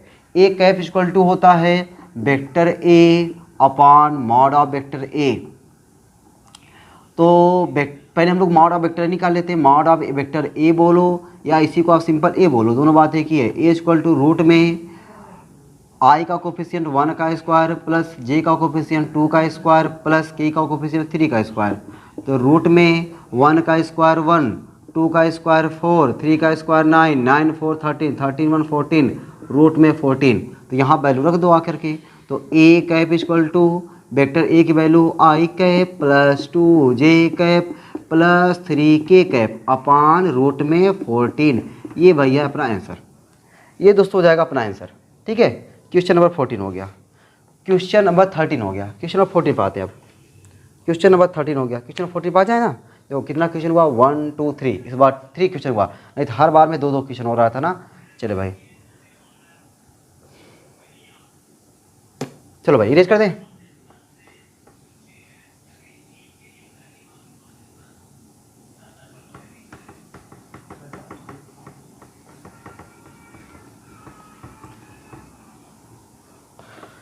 क्वेश्चन नंबर आ जाओ भाई। Question number 14। क्वेश्चन नंबर दोस्तों 14 देखो क्या कह रहा है आपसे। 14 कह रहा है कि यदि vector a dot vector b equal to A B, तब वेक्टर a तथा वेक्टर b के बीच का कोण है। तो vector a dot vector b equal to A B. अब देखो दोस्तों क्वेश्चन बड़े आसान आएंगे। तो vector a dot vector b का फॉर्मूला, अरे आप फॉर्मूला नहीं जानते का, क्या होता formula A B cos theta equal to A B. ये देखो ए बी चल बसा, क्या बचा कॉस थीटा इक्वल टू इधर क्या बचा 1। तो कॉस में कितने की वैल्यू 1 होता है, तो कहोगे कॉस 90 नहीं, कॉस 0 की वैल्यू 1।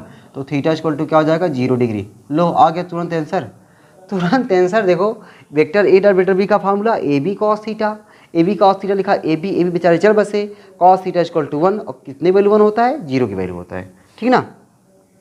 Question number 15। 14 के बाद क्वेश्चन नंबर 15 क्या कह रहा है, वेक्टर ए तथा वेक्टर बी दो सदिश हैं।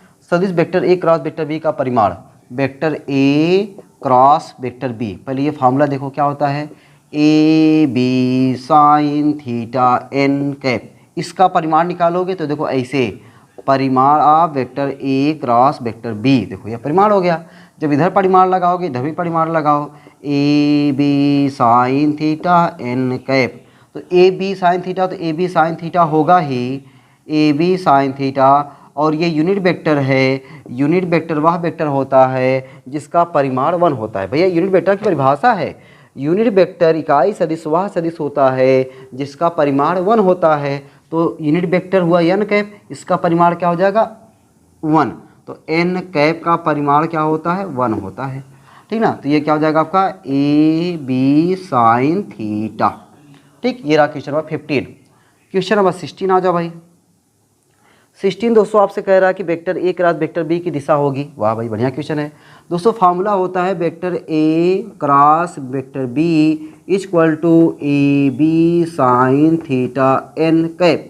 तो ए क्या है वेक्टर ए का परिमाण, बी क्या है वेक्टर बी का परिमाण, थीटा क्या है वेक्टर ए और वेक्टर बी के बीच का एंगल, जबकि इसको क्या बोलते हैं हम लोग इकाई सदिश। क्या बोलते हैं इकाई सदिश, यूनिट वेक्टर। अगर दोस्तों ये यूनिट वेक्टर सदिश है तो सदिश है तो इसकी भी दिशा होगी। अब इसकी दिशा क्या होगी, जो वेक्टर ए और वेक्टर बी जो दिया है दोनों के तल के लंबवत। तो क्या लिख दूँ मैं, वेक्टर ए व वेक्टर बी दोनों के लंबवत, दोनों के लंबवत, दोनों के लंबवत। अब इस बात को थोड़ा और सुनो, क्योंकि दोस्तों ये जो चीज़ है ना, ये चीज़ दोस्तों आपको बहुत काम आने वाला है क्लास 11 से ज़्यादा क्लास 12th में, क्लास 11 से ज़्यादा क्लास 12th में काम आने वाला है। मैं 1-2 एग्जाम्पल लेके आपको बताने वाला हूँ, ठीक है। पहले समझो ज़रा। जैसे मान चलो दोस्तों मैं यहाँ पे लिखता हूँ 3 वेक्टर, ये 3 वेक्टर हैं। ये मान लो है वेक्टर ए और ये है वेक्टर बी और ये है आपका एन कैप, ठीक ना। तो वेक्टर ए और वेक्टर बी दोनों के लंबवत हुआ ना। अगर मान चलो कि वेक्टर बी यहाँ पे ना होकर के एन कैप यहाँ आ जाए और बी यहाँ आ जाए, बी अगर यहाँ पर आ जाएगा तो एन कैप इधर आ जाएगा। अगर बी कैप यहाँ पे मान चलो कि, अच्छा मैं ले ही चुका हूँ यार, कहने का मतलब ये है कि आपका ये तीनों एक्सिस यानी एक्स वाई जेड तीनों क्या होते हैं, एक दूसरे के परपेंडिकुलर होते हैं। तीनों दोस्तों एक दूसरे के परपेंडिकुलर होते हैं। जब तीनों एक दूसरे के परपेंडिकुलर होते हैं तो अब अगर यहाँ ए बी यहाँ आ जाए तो एन कैप दिशा यहाँ, अगर ए और बी यहाँ रहे तो एन कैप दिशा यहाँ, ए और बी यहाँ आ जाए एन कैप दिशा यहाँ हो जाती है, ठीक है। अब देखो जरा, बहुत सारे फार्मूले होते हैं। जैसे मैं एक फार्मूला लेता हूँ, vector F equal to Q vector V cross vector B. अब बताओ इस vector V cross vector B की दिशा किधर होगी, इन दोनों के तल के लंबवत, इन दोनों के तल के लंबवत। और देखो F equal to I B L sine theta, तो I vector L cross vector B, ठीक ना। तो I vector L cross vector B. अब इस वेक्टर एल और वेक्टर बी की दिशा किधर होगी, तो इस वेक्टर एल और वेक्टर बी की जो दिशा होगी इन दोनों के तल के लंबवत। अब दोस्तों ये दोस्तों क्लास 12 का टॉपिक है ये दोनों, तो वहाँ पे अपने को दिशा निकालना होता है। बताओ इस फोर्स की दिशा किधर होगी, इस फोर्स की दिशा किधर होगी, इन दोनों के तल के लंबवत। फोर्स की दिशा किधर होगी, दोनों के तल के लंबवत। एक और देखो, vector A cross vector B equal to होता है वेक्टर वी। तो इस वेक्टर वी की दिशा किधर होगी, वेक्टर ए और वेक्टर बी दोनों के तल के लंबवत, दोनों के तल के लंबवत, ठीक ना। दोस्तों इस तरीके से होता है। तो कहने का मतलब ये बड़ा काम आने वाला है। ये वेक्टर चैप्टर जो है आपका क्लास 12 का, मैंने 3 एग्जाम्पल या बहुत सारे एग्जाम्पल हैं, ठीक ना। एक दूसरे एक दो वो नहीं। और देख लो vector tau equal to vector R cross vector F. तो यहाँ पे जो वेक्टर टाउ का जो डायरेक्शन होगा वेक्टर आर और वेक्टर एफ दोनों के तल के लंबवत होगा, दोनों के तल के लंबवत होगा। तो इस तरीके से हम लोग देखते हैं कि इनकी जो दिशा होती है वह क्या होती है, जो दोनों वेक्टर दिए रहते हैं दोनों वेक्टर के तल के लंबवत होती है। दोस्तों ये बहुत ही काम की चीज़ है आपके लिए, ठीक ना। Question number 16। अब आ जाओ भाई क्वेश्चन नंबर 17 पर। क्वेश्चन नंबर 17 पर ये चीज़ मैं इरेज कर दूँ, इरेज कर देना। चलो भाई पूरा इरेज कर देता हूँ, वही चीज़ क्या पूरा इरेज कर देता हूँ। क्वेश्चन नंबर 17 पाते भाई, इरेज कर दें। तो वेक्टर ए क्रॉस वेक्टर बी का formula, vector E vector B का फार्मूला, बाकी दिशा उसा निकालना। देखो कितनी आसानी तरीके से सीख पा रहे हैं ना, ये चैप्टर बड़ा दमदार है ना। क्वेश्चन लगाना मज़ा आ रहा होगा, कोई दिक्कत परेशानी तो एकदम नहीं हो रही होगी। तो क्वेश्चन नंबर कहाँ पहुँचे थे भाई, क्वेश्चन नंबर 17 ना, हाँ क्वेश्चन नंबर 17। क्वेश्चन नंबर 17 कह रहा है कि यदि mod of vector A cross vector B equal to A B, तब वेक्टर ए तथा वेक्टर बी के बीच कोण है। तो मॉड में vector A cross vector B equal to A B, आपको पता है दोस्तों वेक्टर ए क्रॉस वेक्टर बी का फॉर्मूला होता है ए बी साइन थीटा। अगर मॉड लगा हुआ है तो मॉड में एन कैप और मॉड में एन कैप वैल्यू क्या आ जाता है 1, तो 1 हटा दो, इक्वल टू ए बी। तो ए बी कैंसिल, तो साइन थीटा की वैल्यू 1, कितने में 1 की वैल्यू होती है, तो आपको याद होगा साइन 90 की वैल्यू 1 होता है, साइन 90, तो थीटा की वैल्यू क्या आ गया 90 डिग्री। क्वेश्चन नंबर हो गया 17। क्वेश्चन नंबर 18 पे आ जाओ भाई। क्वेश्चन नंबर 18 कह रहा है कि यदि vector A cross vector B equal to vector A dot vector B, तब वेक्टर ए तथा वेक्टर बी के बीच कोण हैं। तो मॉड में vector A cross vector B equal to vector A dot vector B. तो मॉड में वेक्टर ए क्रॉस वेक्टर बी, अभी आपने देखा क्या होता है ए बी साइन थीटा, तो ए बी साइन थीटा, इधर क्या होता है formula A B cos theta, A B बेचारा गया, कॉस को इधर भेज दो, तो साइन थीटा बटे कॉस थीटा।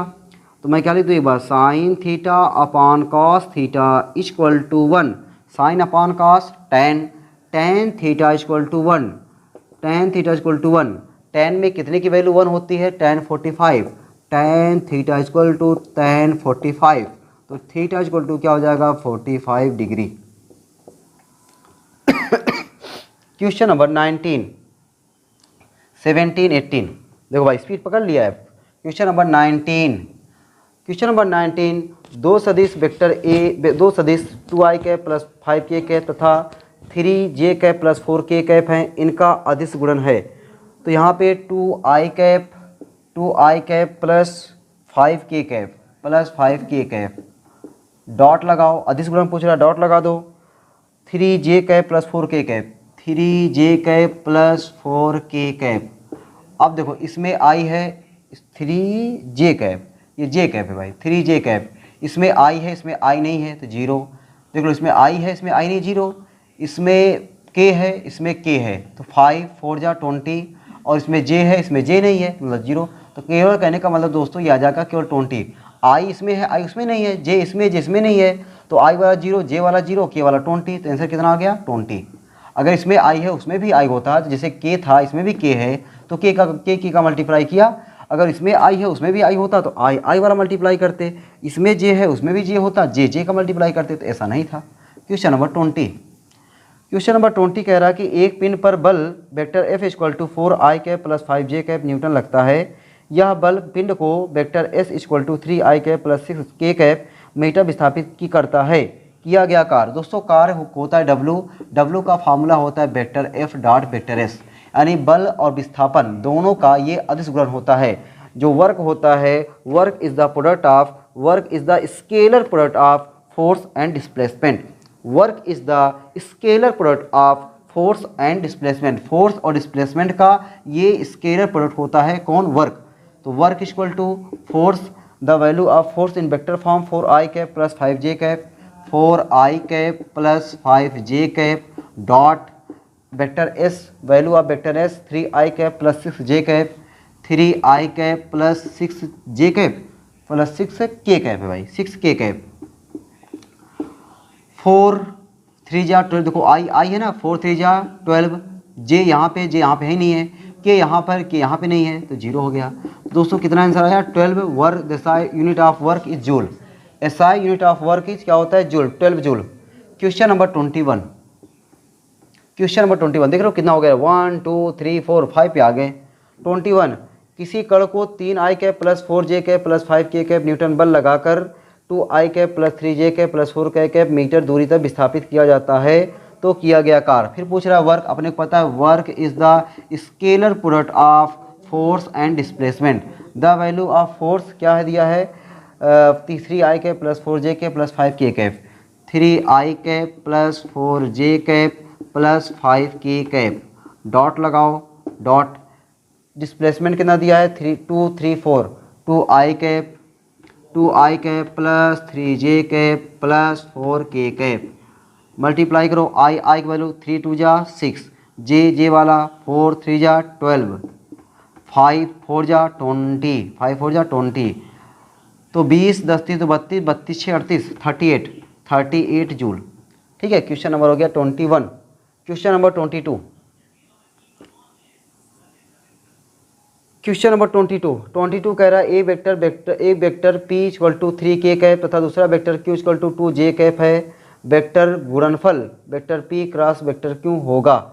तो vector p cross vector q, vector p cross vector q equal to p की वैल्यू कितना दिया हुआ है 3k cap, 3k cap cross लगा दो 2j कैप, 2j कैप। दोस्तों यहाँ पे समझो, ये इस चीज़ को समझो पहले। दोस्तों यहाँ पे ये चीज़ ऐसे समझो, यहाँ पे मान लो ये है आई कैप, क्लॉक वाइज चल रहा हूँ, यहाँ पे हो गया आपका जे कैप और यहाँ पे हो गया आपका के कैप। ठीक ना, तो आई से जे चलेंगे तो के मिलेगा, जे से के चलेंगे तो आई मिलेगा, के से आई चलेंगे जे मिलेगा। प्लस में उल्टा चलो, आई से के चलोगे माइनस में जे, के से जे चलो माइनस में आई, के जे से आई चलो माइनस में के। ठीक ना, उल्टा चलोगे तो उल्टा मिलेगा, सीधा चलोगे सीधा मिलेगा। उल्टा कहने का मतलब है दोस्तों माइनस और सीधा कहने का मतलब है प्लस। उल्टा चलोगे उल्टा मिलेगा, सीधा चलोगे सीधा मिलेगा। उल्टा कहने का मतलब है यहाँ पे माइनस। अब देखो यहाँ पे के और जे उल्टा चल रहे हो ना, उल्टा चल रहे हो, क्या मिलेगा आई और माइनस में आई, तो 3 2 जा 6 और आई को माइनस में, तो माइनस में 6 आई कैप, माइनस में 6 से आई कैप। ये आपका आंसर हो गया भाई। ठीक ना, चलो क्वेश्चन नंबर 22 हो गया ना। अब 23 पर क्वेश्चन पर आते हैं। ठीक है, और देख लो भाई वीडियो हो गई 1 घंटे 11 मिनट की। ठीक है, लगता है भाई हम लोग 1.5 घंटे तक पहुंच जाएंगे क्या यार। चलो भाई इरेज करें, इरेज करते भाई। 1.5 घंटे तक हो जाएगा लगता है यार। अपने को सोचा था कि कम रहेगा यार, लेकिन लक्षण नहीं दिख रहा यार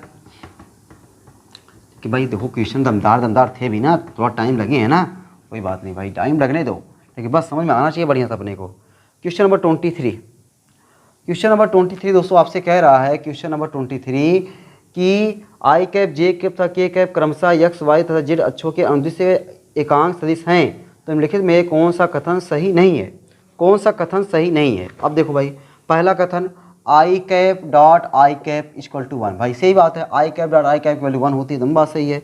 दूसरा J cap cross I cap equal to minus K cap, इसको चेक करो। अभी मैंने बताया ना ये घड़ी वाला क्लॉक वाइज चलो, आई कैप इधर जे कैप इधर के कैप, तो अगर आप घड़ी की दिशा में चलोगे आई क्रॉस जे के मिलेगा, जे क्रॉस के आई मिलेगा, के क्रॉस आई जे मिलेगा। उल्टा चलो, उल्टा चलोगे आई क्रॉस के माइनस जे, जे क्रॉस के माइनस आई, जे क्रॉस आई माइनस के। अब देखो जे उल्टा गया ना, उल्टा देखो जे से आई गया तो क्या मिला माइनस में के, एकदम बात सही है, ये भी सही है।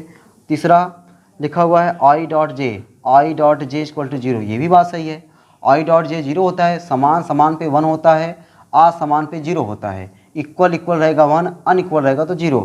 ठीक है, क्रॉस प्रोडक्ट में। और जे कैप क्रॉस के कैप, जे कैप क्रॉस के कैप इक्वल टू 0, भाई ये गलत बात है। जे कैप क्रॉस के कैप क्या होना चाहिए आई कैप, इसकी वैल्यू क्या होना चाहिए जे कैप क्रॉस के कैप इक्वल टू होना चाहिए आई कैप, और ये क्या बता रहा है 0, ये क्या है गलत है। क्वेश्चन नंबर 24 कह रहा है एक वेक्टर ए की दिशा ऊर्ध्वाधर ऊपर की ओर तथा दूसरे वेक्टर बी की दिशा उत्तर की ओर है, वेक्टर गुणनफल वेक्टर ए क्रॉस वेक्टर बी होगा। एक वेक्टर ए की दिशा ऊर्ध्वाधर ऊपर की ओर, ऊर्ध्वाधर ऊपर मतलब दोस्तों समझो, देखो यहाँ पे देखो ऐसे होता है ना, ये मानचित्र पे इधर होता है नॉर्थ, इधर होता है साउथ, इधर होता है ईस्ट, इधर होता है वेस्ट, ये होता है ना नॉर्थ साउथ ईस्ट वेस्ट। ठीक ना, तो कह रहा है एक वेक्टर ए की दिशा ऊर्ध्वाधर ऊपर की ओर। अब ऊर्ध्वाधर ऊपर ऐसे ले नहीं सकते, ऊर्ध्वाधर ऊपर का मतलब ये प्लेन है, प्लेन के ऊर्ध्वाधर ऊपर ऐसे होगा। भाई ये प्लेन के ऊपर मारो ना, प्लेन के ऊपर ऐसे बोलते हो ना, भाई ये प्लेन है। अगर दोस्तों ये बोर्ड ये प्लेन है तो प्लेन के ऊपर क्या होगा, ये देखो ऐसे, ठीक ना, प्लेन के ऊपर देखो ये ऊपर की ओर हो गया एक वेक्टर, और दूसरा वेक्टर किधर हुआ ऊपर हुआ। तो एक वेक्टर दोस्तों मैं यहाँ पे अगर बनाऊँ तो कैसे बना पाऊँ, नहीं बना सकता। बस केवल फील करो आप लोग, एक वेक्टर एक दिशा ऐसे और दूसरे वेक्टर बी की दिशा ऐसे ऊर्ध्वाधर ऊपर, तो इनका जो क्या कह रहा है तो है उत्तर की दिशा में है, क्या कह रहा है दिशा उत्तर की ओर है, वेक्टर गुणनफल वेक्टर ए क्रॉस वेक्टर बी। मान चलो ये है वेक्टर ए और ये है वेक्टर बी, तो इनके परपेंडिकुलर हो जाएगा आपका वेस्ट, तो क्या हो जाएगा पश्चिम की दिशा में, पश्चिम की ओर भैया इसके और इसके परपेंडिकुलर कौन है, ये है, पश्चिम की ओर, दोनों के परपेंडिकुलर होता है ना। वेक्टर ए क्रॉस वेक्टर बी की दिशा क्या होता है, वेक्टर ए और वेक्टर बी दोनों के परपेंडिकुलर। तो दोनों परपेंडिकुलर, देखो एक ये परपेंडिकुलर, एक ये वाला, इसके परपेंडिकुलर ये वाला, ठीक ना। क्वेश्चन नंबर 25, क्वेश्चन नंबर 25 दोस्तों, अभी तक देखो चैप्टर का नाम था क्या, सदिश विश्लेषण, सदिश विश्लेषण एवं प्रक्षेप गति, एवं प्रक्षेप गति। तो अभी तक जितने भी क्वेश्चन हमने बताए सब के सब सदिश विश्लेषण के आए। अब क्वेश्चन चलेंगे अपने प्रक्षेप गति के, मतलब दोस्तों केवल प्रक्षेप गति के 6 क्वेश्चन, ये तो गलत बात है। प्रक्षेप गति के केवल 6 क्वेश्चन, ये तो गलत बात है। कम से कम दोस्तों प्रक्षेप गति के अपने यहाँ पे होना चाहिए था कम से कम 15 क्वेश्चन, कम से कम 15 क्वेश्चन, और दिया कितना, केवल 6 क्वेश्चन, ये तो गलत बात कर दिया। इसका कितना कराया, 24 क्वेश्चन, 24 क्वेश्चन सदिश विश्लेषण का, और प्रक्षेप गति का केवल 6 क्वेश्चन। मज़ा नहीं आएगा, 6 क्वेश्चन बचे हुए, वो भी है सब प्रक्षेप गति के। चलो शुरू करते भाई। कह रहा है कि एक प्रक्षेप का वेग u = 3i cap + 4j cap metre पर सेकेंड है, महत्तम ऊंचाई पर इसका वेग होगा। चलो भाई समझो भाई, पहले थोड़ा सा दोस्तों इसकी थ्योरी समझो। जब किसी भी पार्टिकल को हम लोग, जैसे मान चलो कि आप सामने अगर मान चलो होते, ठीक है, सामने होते, मैं आपको चाक ऐसे ऐसे कर फेंक देता, चाक ऐसे आपके ऊपर फेंक देता, आप चाक ऐसे कैच कर लेते ना, हाँ कर लेते, ऐसे फेंक देता, आप ऐसे कैच कर लेते। तो जो ये चाक का जो मोशन हुआ है, ऐसे मोशन हुआ है, यही मोशन क्या कहलाता है, प्रोजेक्टाइल मोशन। तो कहने का मतलब दोस्तों परिभाषा क्या हो जाएगा, जब किसी भी वस्तु को हम लोग एक्स एक्सिस है इधर ना फेंकें, ये वाई एक्सिस है इधर भी ना फेंके, इनसे कुछ अलग, ये देखो ऐसे हम फेंके चाहते तो हम आपको चाक सुरैया फेंके होते, मतलब जमीन से एकदम पकड़ा के फेंकते, ठीक ना। एक तो चाहते हम चाक को ऐसे पकड़ के ऐसे रोक लेते, वो भी नहीं। तो चाक को ना तो ऐसे फेंके, ना तो चाक एकदम एकदम नीचे से फेंके, क्या करें, उड़ा के ऐसे फेंकें, ऐसे फेंकें। तो जब ऐसे उड़ा के फेंकेंगे ऐसे, या ऐसे देखो ये ऐसा बनेगा। तो ऐसे पथ को दोस्तों हम लोग क्या बोलते हैं, प्रक्षेप पथ। क्या बोलते हैं, प्रक्षेप पथ। और प्रक्षेप पथ पर किसी भी वस्तु की गति क्या कहलाती है, प्रक्षेप गति कहलाती है। क्या कहलाती है, प्रक्षेप गति कहलाती है। जब किसी वस्तु को यहाँ से किसी कोण पर फेंकते हैं तो ये जो कोण बनता है उसको हम लोग बोलते हैं प्रक्षेपण कोण। क्या बोलते हैं, प्रक्षेपण कोण। और ये वस्तु को जब यहाँ से यहाँ तक फेंकते हैं तो यहाँ पे जो लास्ट में जाके गिरती है, जितनी दूर पर गिरती है उसी को हम लोग बोलते हैं क्षैतिज प्रास। क्या बोलते हैं, क्षैतिज प्रास, क्षैतिज प्रास।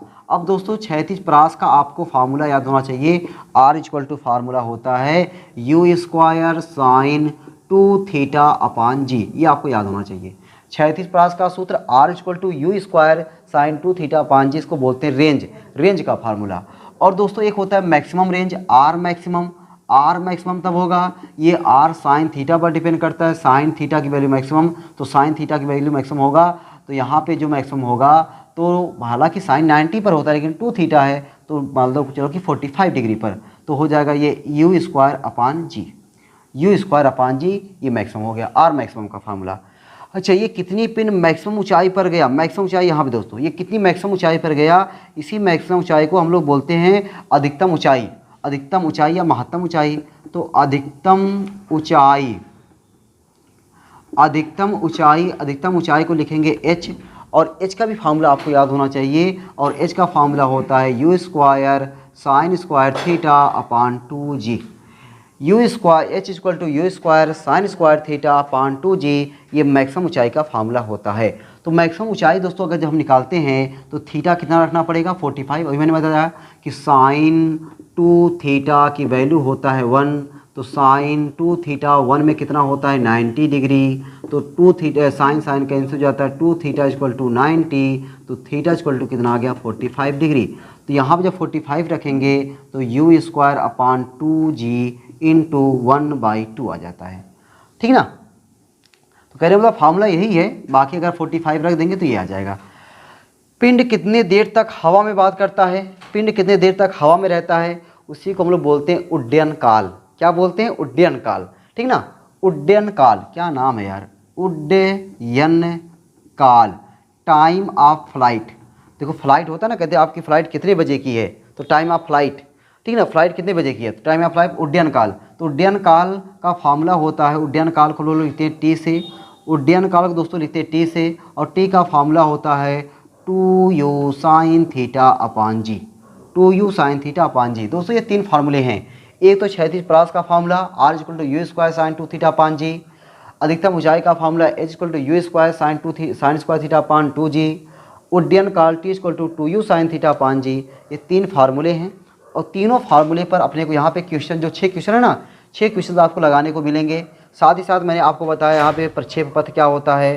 प्रक्षेप पथ पर किसी की वस्तु प्रक्षेप गति कहलाती है, ये r हो गया, ये थीटा हो गया प्रक्षेपण कोण। अच्छा, जब किसी भी वस्तु को मान के चलो कि u वेग से फेंक रहे हैं, तो जब u वेग से फेंकेंगे इसको दो घटक होंगे, इस u के दो घटक होंगे, एक इधर क्या हो जाएगा u cos थीटा और एक इधर क्या हो जाएगा u sin थीटा।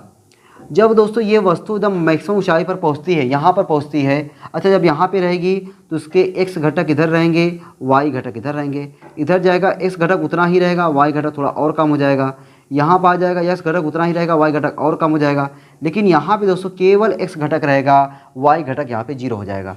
अधिकतम ऊंचाई पर, इस बात को नोट पॉइंट करके लिखना भाई आप लोग, कि अधिकतम ऊंचाई पर जो दोस्तों अधिकतम ऊंचाई होता है, अधिकतम ऊंचाई पर y घटक, y वाला जो घटक हो जाता है क्या हो जाता है 0। अधिकतम ऊंचाई पर y वाला घटक क्या हो जाएगा 0। लेकिन यहाँ पे आओ तो यहाँ पे आपको दोस्तों y वाला घटक, आपको x वाला घटक इधर हो गया, लेकिन y वाला घटक कुछ कम रहेगा। यहाँ पे x वाला घटक तो रहेगा ही, y वाला घटक थोड़ा और बढ़ जाएगा, s घटक उतना ही रहेगा, लेकिन यहाँ पे y वाला घटक और बढ़ जाएगा। इस तरीके से होता है। तो कहने का मतलब है कि हर जगह x और y घटक रहेंगे, लेकिन अधिकतम ऊंचाई पर जो y वाला घटक हो जाता है, y वाला घटक क्या हो जाता है 0। इसका मतलब है कि अब पिंड उससे ज़्यादा ऊंचाई पर नहीं जा सकता, अब वहाँ से नीचे ही आएगा, नीचे ही आएगा। अब आते भाई अपने 25वें वाले क्वेश्चन पर। जो 25वां क्वेश्चन में मैंने नंबर तो डाल दिया था, लेकिन नंबर डालने के बाद पहले मैंने प्रक्षेप गति के बारे में सब कुछ डिटेल से बताया और ये 3 फार्मूला बताया, जिस फार्मूले पे हम लोग क्वेश्चंस को लगाने वाले हैं। बाकी मैंने यहाँ बता दिया और जो यहाँ बताया उसी पे ये क्वेश्चन है कि अधिकतम ऊंचाई पर y घटक क्या होता है 0 होता है, उसी पे क्वेश्चन है। तो आप लोग इस बात को आप लोग नोट करेंगे, तब जाके मैं आपको इरेज करके ये क्वेश्चन बताऊँ। ठीक है, चलो भाई मैं साइड हो गया हूँ, नोट कर लियोगे भाई। वीडियो को रोक करके ये सब चीज़ नोट कर लेना भाई। ये फार्मूले पे अभी क्वेश्चन लगने वाले हैं। Question number 25।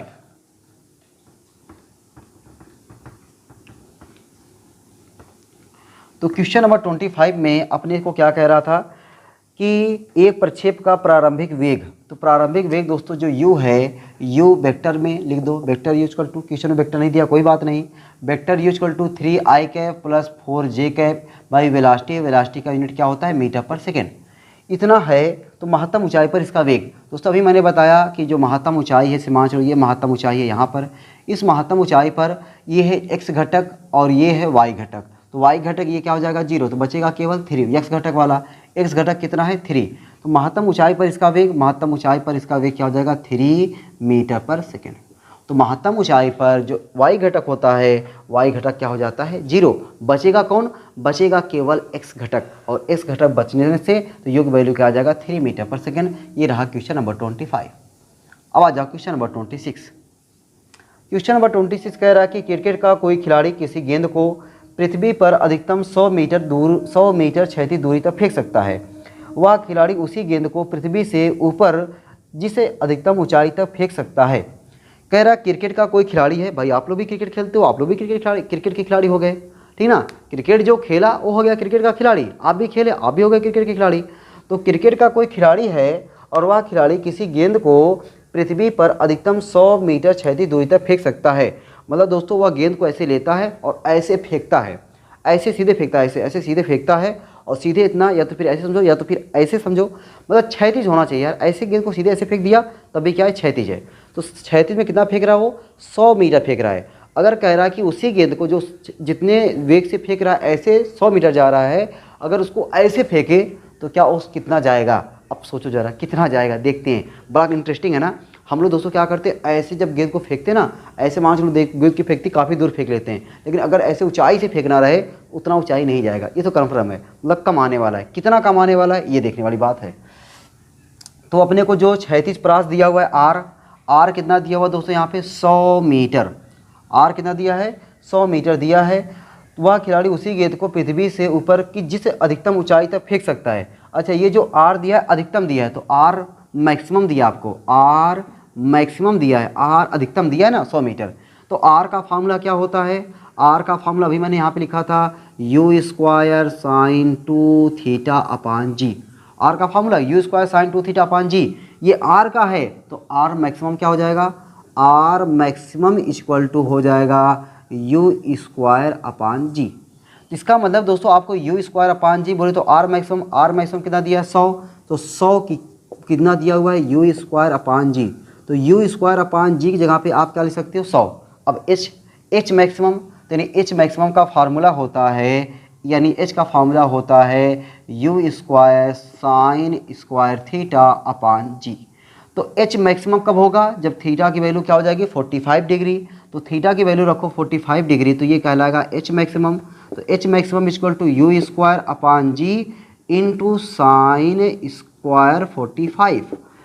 H maximum equal to you square upon g into sine 45 degree 1/√2 का होल स्क्वायर, और यू स्क्वायर अपान जी की वैल्यू 100 है, तो H maximum equal to 100 into 1/2, वो देखो कितना आया 50 आया। इसका मतलब है दोस्तों जो आप ऐसे लेकर के जो क्षैतिज में कितना फेंक दे रहे थे 100 मीटर, लेकिन जब आप ऊर्ध्वाधर सीधे फेंकोगे कितना फेंक पाओगे, केवल 50 मीटर। जो आपकी औकात पहले थी 100 मीटर फेंकने की, वो औकात आपकी आधी हो गई, और आधी होकर कितना हो गया 50 हो गया। तो ये दोस्तों मैं नहीं कह रहा हूँ, यहाँ देखो आपको फार्मूले के बेस पर जो फार्मूला भी मैंने आपको लिखवाया था उस फार्मूले के बेस पर हमने रखा। ये फार्मूला हुआ R equal to you square sine 2 theta upon g, और एच का formula you square sine 2 theta upon g, और u square sine square theta upon 2g, ठीक ना, u square sine square theta upon 2g, ये हमने formula रखा।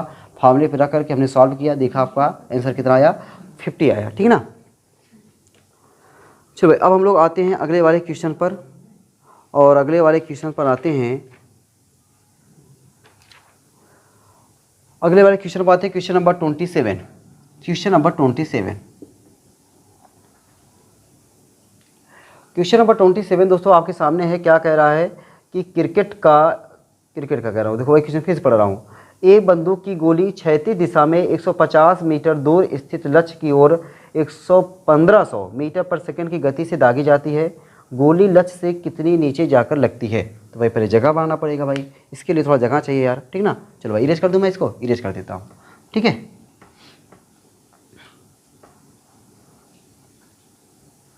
Question number है अपना 27, ठीक ना। अब 27 देखो क्या कह रहा है, कह रहा है कि एक बंदूक की गोली, दोस्तों यहाँ पे कोई बंदूक है, बंदूक मैं कुछ चलो मान लो ऐसे बंदूक बना दिया हूँ मैं, ठीक ना। ये थोड़ा सा समझो यार, ऐसे ये कोई बंदूक है, ठीक ना। ये कोई बंदूक की गोली यहाँ से निकल रही, बंदूक की गोली। एक बंदूक की गोली क्षैतिज दिशा में 150 मीटर दूर स्थित लक्ष्य की ओर 1500 मीटर पर सेकंड की गति से दागी जाती है। यहाँ पे इसका कोई लक्ष्य है, ठीक ना। मान चलो कि यहाँ पे कहीं लक्ष्य है ये, और इस लक्ष्य पर यहाँ पे ये बंदूक की गोली यहाँ पे दागी जाती है, और ये लक्ष्य कितना दूर पर है, यहाँ से 150 मीटर की दूरी पर है। ये लक्ष्य कितना है 150 मीटर की दूरी पर है, और यहाँ पे जब ये बंदूक दागी जाती है तो वहाँ जो गोली निकलती है उस गोली का जो वेग होता है u इक्वल टू प्रारंभिक वेग 1500 मीटर पर सेकेंड, मतलब खोपड़ी उपड़ी छेद कर देगी ये। आगे कह रहा है कि दागी जाती है, गोली लक्ष्य से कितने नीचे जाकर लगती है।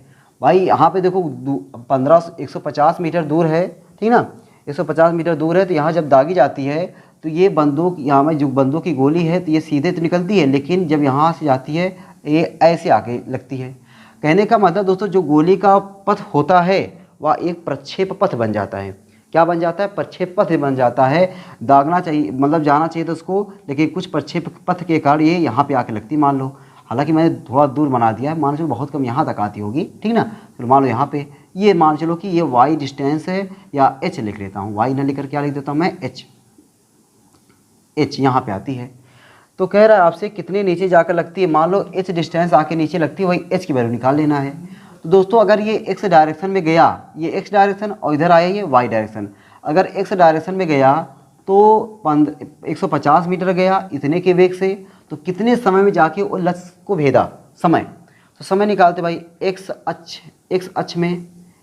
अक्ष में पहले मैं एक्स अक्ष में समय निकालता हूँ। समय का फार्मूला क्या होता है, दूरी बटा चाल। समय बराबर क्या होता है, दूरी बटा चाल। कितना दूर जाता है वो, 150 मीटर। कितनी चाल से, 1500। 2 1 0 0 से कट गया, 15 से कट गया, क्या बचा, 1/10 सेकेंड। 1/10 सेकेंड। अब दोस्तों 1/10 सेकेंड इधर भी जाएगा, अगर इधर की डायरेक्शन में जाएगा, अगर सीधे जाता तब भी 1/10 सेकेंड लगता, इधर की तरफ आएगा तब भी 1/10 सेकेंड ही लगेगा। ऐसा नहीं कि समय बीच में कहीं कम हो जाएगा, 1/10 सेकेंड ही लगेगा। तो वाई अक्ष में अब दोस्तों वाई अक्ष में आपको क्या चाहिए, दूरी चाहिए, एस चाहिए। अपने को यू पता है, टी पता है, तो कौन सा equation of motion, second equation of motion. Second equation of motion क्या है, s equal to u t plus half a t, को जब जी काम करेगा तो g t square. S equal to u t plus half g t square. S अपने को निकालना है, वही हमने लिखा हुआ है एच लिख देता हूँ। यू, अब ये जो वेग दिया गया है, ये वेग आपको एक्स डायरेक्शन में दिया गया है, वाई डायरेक्शन में कोई वेग नहीं दिया गया है। गोली का जो वेग है, गोली का वेग एक्स डायरेक्शन में है, गोली का वेग वाई डायरेक्शन में थोड़ी है यहाँ पे। तो वाई डायरेक्शन में क्या हो जाएगा इसका, 0 इंटू टी प्लस 1/2, जी की जगह पे 10 और टी की जगह पे 1/10 का स्क्वायर। तो एच इक्वल टू क्या हो जाएगा, 0 प्लस 2 1 जा 2 2 5 जा 10, 5 इंटू 1/10 इंटू 1/10, 10 5 1 जा 5 5 2 जा 10। तो h इक्वल टू क्या हो जाएगा, 1/2 का मतलब होता है 0.5/10, तो इसको 0.05 मीटर। तो मीटर में आंसर दिया है क्या, नहीं भाई, सेंटीमीटर में दिया है। तो मीटर को सेंटीमीटर बनाओगे, मीटर को ये देखो 0.05 मीटर है, सेंटीमीटर बनाओगे 100 से मल्टीप्लाई कर दो, ये आंसर आ जाएगा सेंटीमीटर में। तो क्या आ जाएगा, ये 5 सेंटीमीटर। तो कहने का मतलब दोस्तों ये है कि जितना भी वो पहले जाएगा, जो भी लक्ष्य था वो अपने लक्ष्य पे, टारगेट पे, लेकिन जब वो गोली जब दागेगा, मतलब वो लक्ष्य टारगेट वहाँ किया है, लेकिन जब गोली दागेगा, गोली 5 सेंटीमीटर कम जाके, मतलब जो यहाँ पे है वहाँ से ना यहाँ पे ना ला करके 5 सेंटीमीटर कम पर आ करके जाके वो भेदेगी, ठीक ना। ये रहा, वो प्रक्षेप का पथ बन जाता है इस तरीके से, 5 सेंटीमीटर नीचे आकर के जाकर पे लगती है। ये क्वेश्चन नंबर है 27। क्वेश्चन नंबर 28 आ जाओ भाई। क्वेश्चन नंबर 28, क्वेश्चन नंबर दोस्तों 28 देखो क्या कह रहा है। 28 कह रहा है कि जिन प्रारंभिक प्रक्षेपण कोणों के लिए एक प्रक्षेप समान क्षैतिज परास तय करता है, उनके मान हैं। तो दोस्तों यहाँ पे ये कहने का इसका मतलब है कि एक फार्मूला भी जो मैंने बताया, R इक्वल टू होता है you square sine 2 theta upon G. तो आप चाहे थीटा लिखो या 90 माइनस थीटा लिखो, थीटा लिखो या 90 माइनस थीटा लिखो, R की वैल्यू वही आने वाली है। देख लो, जरा चेक कर लो। ये तो थीटा पे ये आई, अब मैं थीटा जगह पे क्या लिखता हूँ, 90 माइनस थीटा। तो थीटा और 90 माइनस थीटा दोनों वैल्यू क्या आएगी, सेम आएगी। तो अब देखो, मान लो ये R इक्वल टू R ही आता है, कुछ और आता है, फार्मूला यही आता है, कुछ और आता है। यू स्क्वायर साइन 2 थीटा के प्लेस पर 90 minus theta upon g. R equal to you square sine 180 minus 2 theta upon g. R equal to you square sine 180 minus theta, sine theta होता है, साइन 2 थीटा अपान जी। देखा ना दोस्तों, कमाल की बात। आपने देखा, चाहे थीटा रखो तब भी R equal to you square sine 2 theta upon G आ रहा है, चाहे आप 90 माइनस थीटा रखो तब भी आपको U square sine 2 theta upon G आ रहा है। तो कहने का मतलब है कि 90, एक मान चलो थीटा कोई दिया है, उस थीटा और उसी को आप 90 से माइनस कर दो, दोनों पर R की वैल्यू सेम आएगा। अब क्वेश्चन फिर से पढ़ो जरा। क्वेश्चन कह रहा है कि जिन प्रारंभिक प्रक्षेपण कोणों के लिए एक प्रक्षेप समान क्षैतिज परास तय करता है, समान क्षैतिज परास तय करता है, दो कोण दिए गए हैं, तो दो कोण में से एक कोण थीटा लो, तो दूसरा कोण क्या होना चाहिए, 90 माइनस थीटा। तो 90 माइनस थीटा दोनों पे सेम आना चाहिए। तो एक कोण अगर मान चलो कि यहाँ पे 30 अंश लेते हो, तो 30 अंश पे और 90 माइनस 30 दोनों पे सेम आना चाहिए। तो ये दोनों पे सेम कोण पे आएगा, जो आपको ऑप्शन नंबर सी दिया है, एक 30 डिग्री वाला और दूसरा 90 माइनस 30 जो आएगा 60 डिग्री। तो इस पे जो रख कर के वैल्यू निकालोगे R की वैल्यू, और इस पे जो रख के निकालोगे R की वैल्यू, दोनों पर क्या आएगा, सेम आएगा। तो ये ऑप्शन आपका क्या हो जाएगा, सही हो जाएगा, ठीक ना। इन दोनों पर आर की वैल्यू सेम आएगा। तो वही आपसे पूछ रहा है कौन से दो कोण हैं जिन दोनों कोणों पर आर की वैल्यू क्या आएगा, सेम आएगा। तो वो दोनों कोण हैं, एक है 30 और दूसरा है 60, ठीक ना। Question number 28। अब आते हैं क्वेश्चन नंबर 29, ठीक है। इरेज करें भाई, इरेज करते हैं। तो दोस्तों प्रक्षेप के जो क्वेश्चन होते हैं ना बड़े भयानक होते हैं, बड़े अच्छे होते हैं, अच्छे किस्म के क्वेश्चन होते हैं। लेकिन यहाँ पे बुक में केवल 6 क्वेश्चन दिया है। मैंने बताया कम से कम आपको 15 क्वेश्चन होना चाहिए था, लेकिन जाने तो कोई बात नहीं, 6 ही क्वेश्चन से काम चलाते हैं। क्वेश्चन नंबर आपका आ जाओ भाई 29 क्वेश्चन में कह रहा है कि 3 गेंदें हैं, क्रमशः कोण theta equal to 30 degree, 45 degree और 60 डिग्री पर ऊपर की ओर प्रारंभिक चाल से प्रक्षेपित की गई। माना गेंद का प्रास आर थीटा से व्यक्त किया जाता है तब। दोस्तों तीनों ऑप्शन में से कह रहा कौन सा ज़्यादा होगा कौन सा कम होगा। तो देखो यहाँ पे बात समझो, देखिए यहाँ पे कितने दिन पर, एक बार 30 अंश पर, एक बार 45 अंश पर और एक बार 60 अंश पर इनको फेंका जा रहा है। जब 30 अंश पर फेंका जाएगा कितना आएगा, आर का फार्मूला क्या होता है, आर का फार्मूला होता है you square sine 2 theta upon G. मान के चलो कि यू और जी सबके लिए सेम है, u और g सबके लिए सेम है, तो आपका r थीटा डायरेक्टली प्रोपोर्शनल हो गया किसके, साइन 2 थीटा के। मतलब थीटा ज़्यादा तो r ज़्यादा, थीटा कम तो r कम। अब ऐसे दोस्तों मैंने जो बोल दिया ना, अभी देखो यहाँ से कितना गलत फहमी निकलता है, ठीक है। यहाँ से बात तो सही है कि थीटा ज़्यादा तो r ज़्यादा, लेकिन देखो कितना ये सही है, r equal to sine 2 theta जगह पे 30 अंश, तो कितना हो जाएगा ये साइन 60 अंश। और साइन 60 अंश का मान क्या होता है, करनी में 3/2, करनी में 3 का मान 1.732/2, मतलब मान चलो कि ये 1 से कम ही आएगा। अब 45 रखो, r equal to sine 2 theta जगह पे 45 डिग्री, तो क्या आ जाएगा साइन 90 अंश, साइन 90 अंश की वैल्यू क्या आया, 1 आया।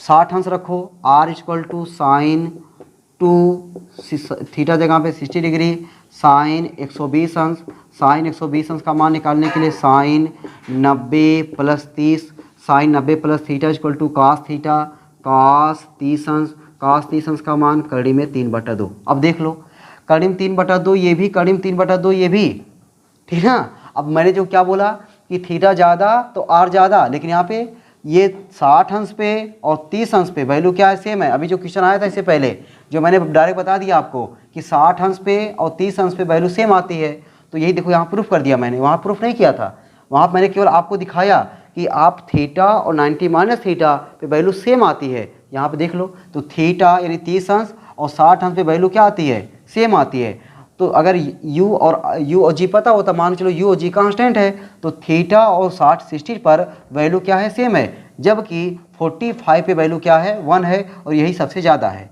तो अब चारों ऑप्शन में से आपका वो ऑप्शन सही हो जाएगा जहाँ पे ये लिखा हुआ है कि r 45 वैल्यू ज़्यादा है r 30 से। अब देख लो 45 की वैल्यू ये है और 30 की वैल्यू ये है, ज़्यादा कौन है, ये वाला ज़्यादा है। तो r 45 की वैल्यू क्या है, ज़्यादा है, ठीक है। ये वाला ऑप्शन आपका सही है। क्वेश्चन नंबर 29 हो गया। क्वेश्चन नंबर 30 पे आ जाओ भाई। क्वेश्चन नंबर 30, ठीक है। तो 30 के लिए मैं क्या करूँ, जगह बना लूँ क्या, थोड़ा जगह बना लूँ यार। ए प्रक्षेप का क्षैतिज प्रास उसकी अधिकतम ऊंचाई का 4 गुना है, क्षैतिज से इसका प्रक्षेप कोण होगा। तो भाई दोस्तों एक फार्मूला डायरेक्टली भी मैं बता रहा हूँ, वो फार्मूला कैसे निकला है वो भी बता रहा हूँ। तो 2 चीज़ बताता हूँ, थोड़ा सा ये जगह निकालना पड़ेगा। चलो भाई जगह बनाता हूँ। दोस्तों फार्मूला डायरेक्ट तो लगाएंगे ही, लेकिन फार्मूला बना है कैसे उसको पहले देख लो, तब जाके डायरेक्ट फार्मूला लगाता हूँ मैं। क्वेश्चन नंबर 30 है। फार्मूला जो लगेगा यहाँ पे tan theta equal to 4h upon r, ये फार्मूला लगेगा। अब ये फार्मूला बना कैसे दोस्तों, यहाँ पे r है, यहाँ पे h है, हम लोग जानते हैं पहले h लिखो, h इक्वल टू होता है u square sine 2 theta upon, oh my God, u square sine square theta upon 2g। h का फार्मूला क्या होता है, u स्क्वायर, h का फार्मूला होता है u square sine square theta upon 2g, और r का फार्मूला होता है u स्क्वायर साइन 2 थीटा अपान g, ठीक है। डिवाइड कर दो दोनों का, h अपान r, h अपान r जब हम लोग करेंगे तो u square sine square theta upon 2g into कर दो g अपान u स्क्वायर साइन 2 थीटा जगह पे 2 sine theta into cos theta, 2 sine theta into cos theta. फिर देखो यू स्क्वायर जी जी बर्बाद हो गए।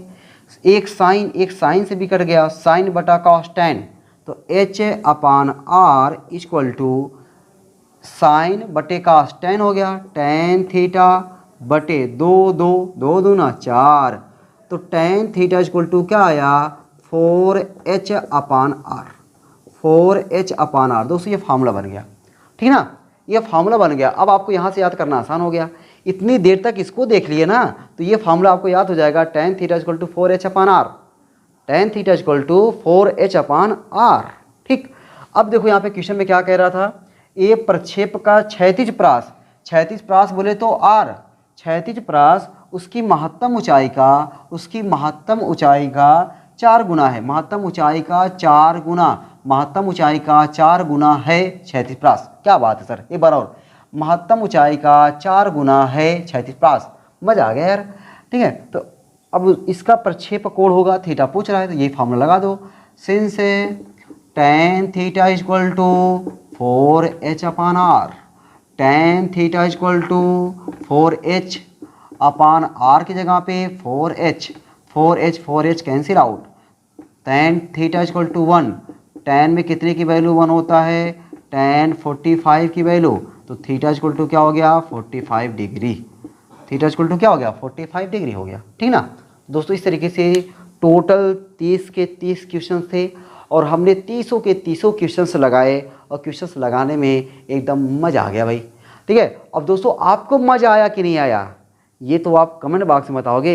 ये तो दोस्तों हमें लगवाने में मज़ा आया है ना, हमें लगवाने में मज़ा आया है, आपको लगाने में, आपको सीखने में आपको कैसा लगा, ये कमेंट बॉक्स खुला हुआ है, उस कमेंट बॉक्स में अपनी फीलिंग को छाप दीजिएगा, ठीक है। तो आज की क्लास यहीं तक रखते भाई, मुझे लग रहा है दोस्तों 1.5 घंटे के ऊपर हो गई ना वीडियो, अरे वाह भाई 1 घंटे 41 मिनट।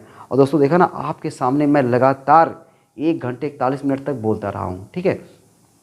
तो मैं आपको इमोशनल ब्लैकमेल करने का प्रयास एकदम नहीं कर रहा हूँ यार, आप ये मत सोचो कि हाँ सर अब मूड बना लिए हैं, 1 घंटे 40 मिनट तक लगातार पढ़ा दिए हैं, अब कहने वाले हैं कि देखो यार मैंने इतना देर तक पढ़ाया, आपके लिए पसीना बहाया, आपके लिए ये किया वो किया, तो आप भी मेरे लिए कुछ करो। नहीं भाई, आपको दोस्तों मेरे लिए कुछ नहीं करने की ज़रूरत है, आप तभी करिएगा जब आपकी इच्छा कहेगी, जब आपका दिल कहेगा कि हाँ इस सर के चैनल पर पढ़ने पे मज़ा आया, सर का कुछ सपोर्ट करना चाहिए, तभी आप सपोर्ट करिएगा, अदरवाइज कोई सपोर्ट की ज़रूरत नहीं है, कोई सपोर्ट नहीं मत करिए। हाँ लेकिन मन से बढ़िया से पढ़िए और ये अपने आप में सोचिए कि हाँ कि अगर सर 1 घंटे 40 मिनट की वीडियो एक साल खड़े होकर पढ़ा सकते हैं तो मैं बैठे बैठे उनकी पूरी वीडियो को एक बार में क्यों नहीं देख सकता। मैं कह रहा हूँ कि आप वीडियो डाउनलोड करके देखो ना, वीडियो डाउनलोड करके देखोगे जो एरोड आता है एरोड भी नहीं आएगा, लेकिन 1 घंटे 40 मिनट की जो भी वीडियो है आप पूरा बैठ करके देखिए और पूरे क्वेश्चंस को लगाइए, कहीं भी डाउट हो रहा है कमेंट बॉक्स में उस डाउट को छाप दीजिए, ठीक है। चलो भाई आज की क्लास देखते ही तक, फिर मिलते हैं आपको। अभी दोस्तों कुछ चीज़ें और, अभी आपको क्या है ना कि जिस तरीके से आपका कमेंट आ रहा है भाई, मैं समझ रहा हूँ कि आप लोग का सिलेबस जिस तरीके से आप लोग कह रहे हो कि हाँ पार्ट टू से शुरू किया जाए, दोस्तों मुझे थोड़ा टाइम नहीं मिल पा रहा है। मैं इस समय जो टीचिंग कर रहा हूँ कहीं और टीचिंग कर रहा हूँ, वीडियो जो आकर के दोस्तों कहीं और बना रहा हूँ, यानी दोनों के बीच में जो गैप है ना 50 किलोमीटर का गैप है। अब शनिवार को आता हूँ, शनिवार और संडे को कोशिश करता हूँ कि बनाऊँ वीडियो, अब उसी में टाइम मिल पा रहा है। लेकिन दोस्तों जैसे छुट्टी मिलती है कुछ और होता है, मैं आकर के अब आपका जो है कोशिश करूँगा। अब ये जो है मैं चाह रहा हूँ ना कि आपका ये जो टॉपिक है जहाँ से आपको शुरू करना है वहाँ तक एक नंबर का एक नंबर का वीडियो क्या हो थोड़ा जल्दी बन जाता है, टॉपिक वाला भी वीडियो बनेंगे ऐसा नहीं है, बल्कि एक नंबर वाले एक चैप्टर एक दिन में खत्म हो जाता है, ये थोड़ा रहता है। चलो एक चैप्टर हो गया, तब ये रहेगा कि मैं इतने चैप्टर तक का 1 नंबर भी करा दिया हूँ।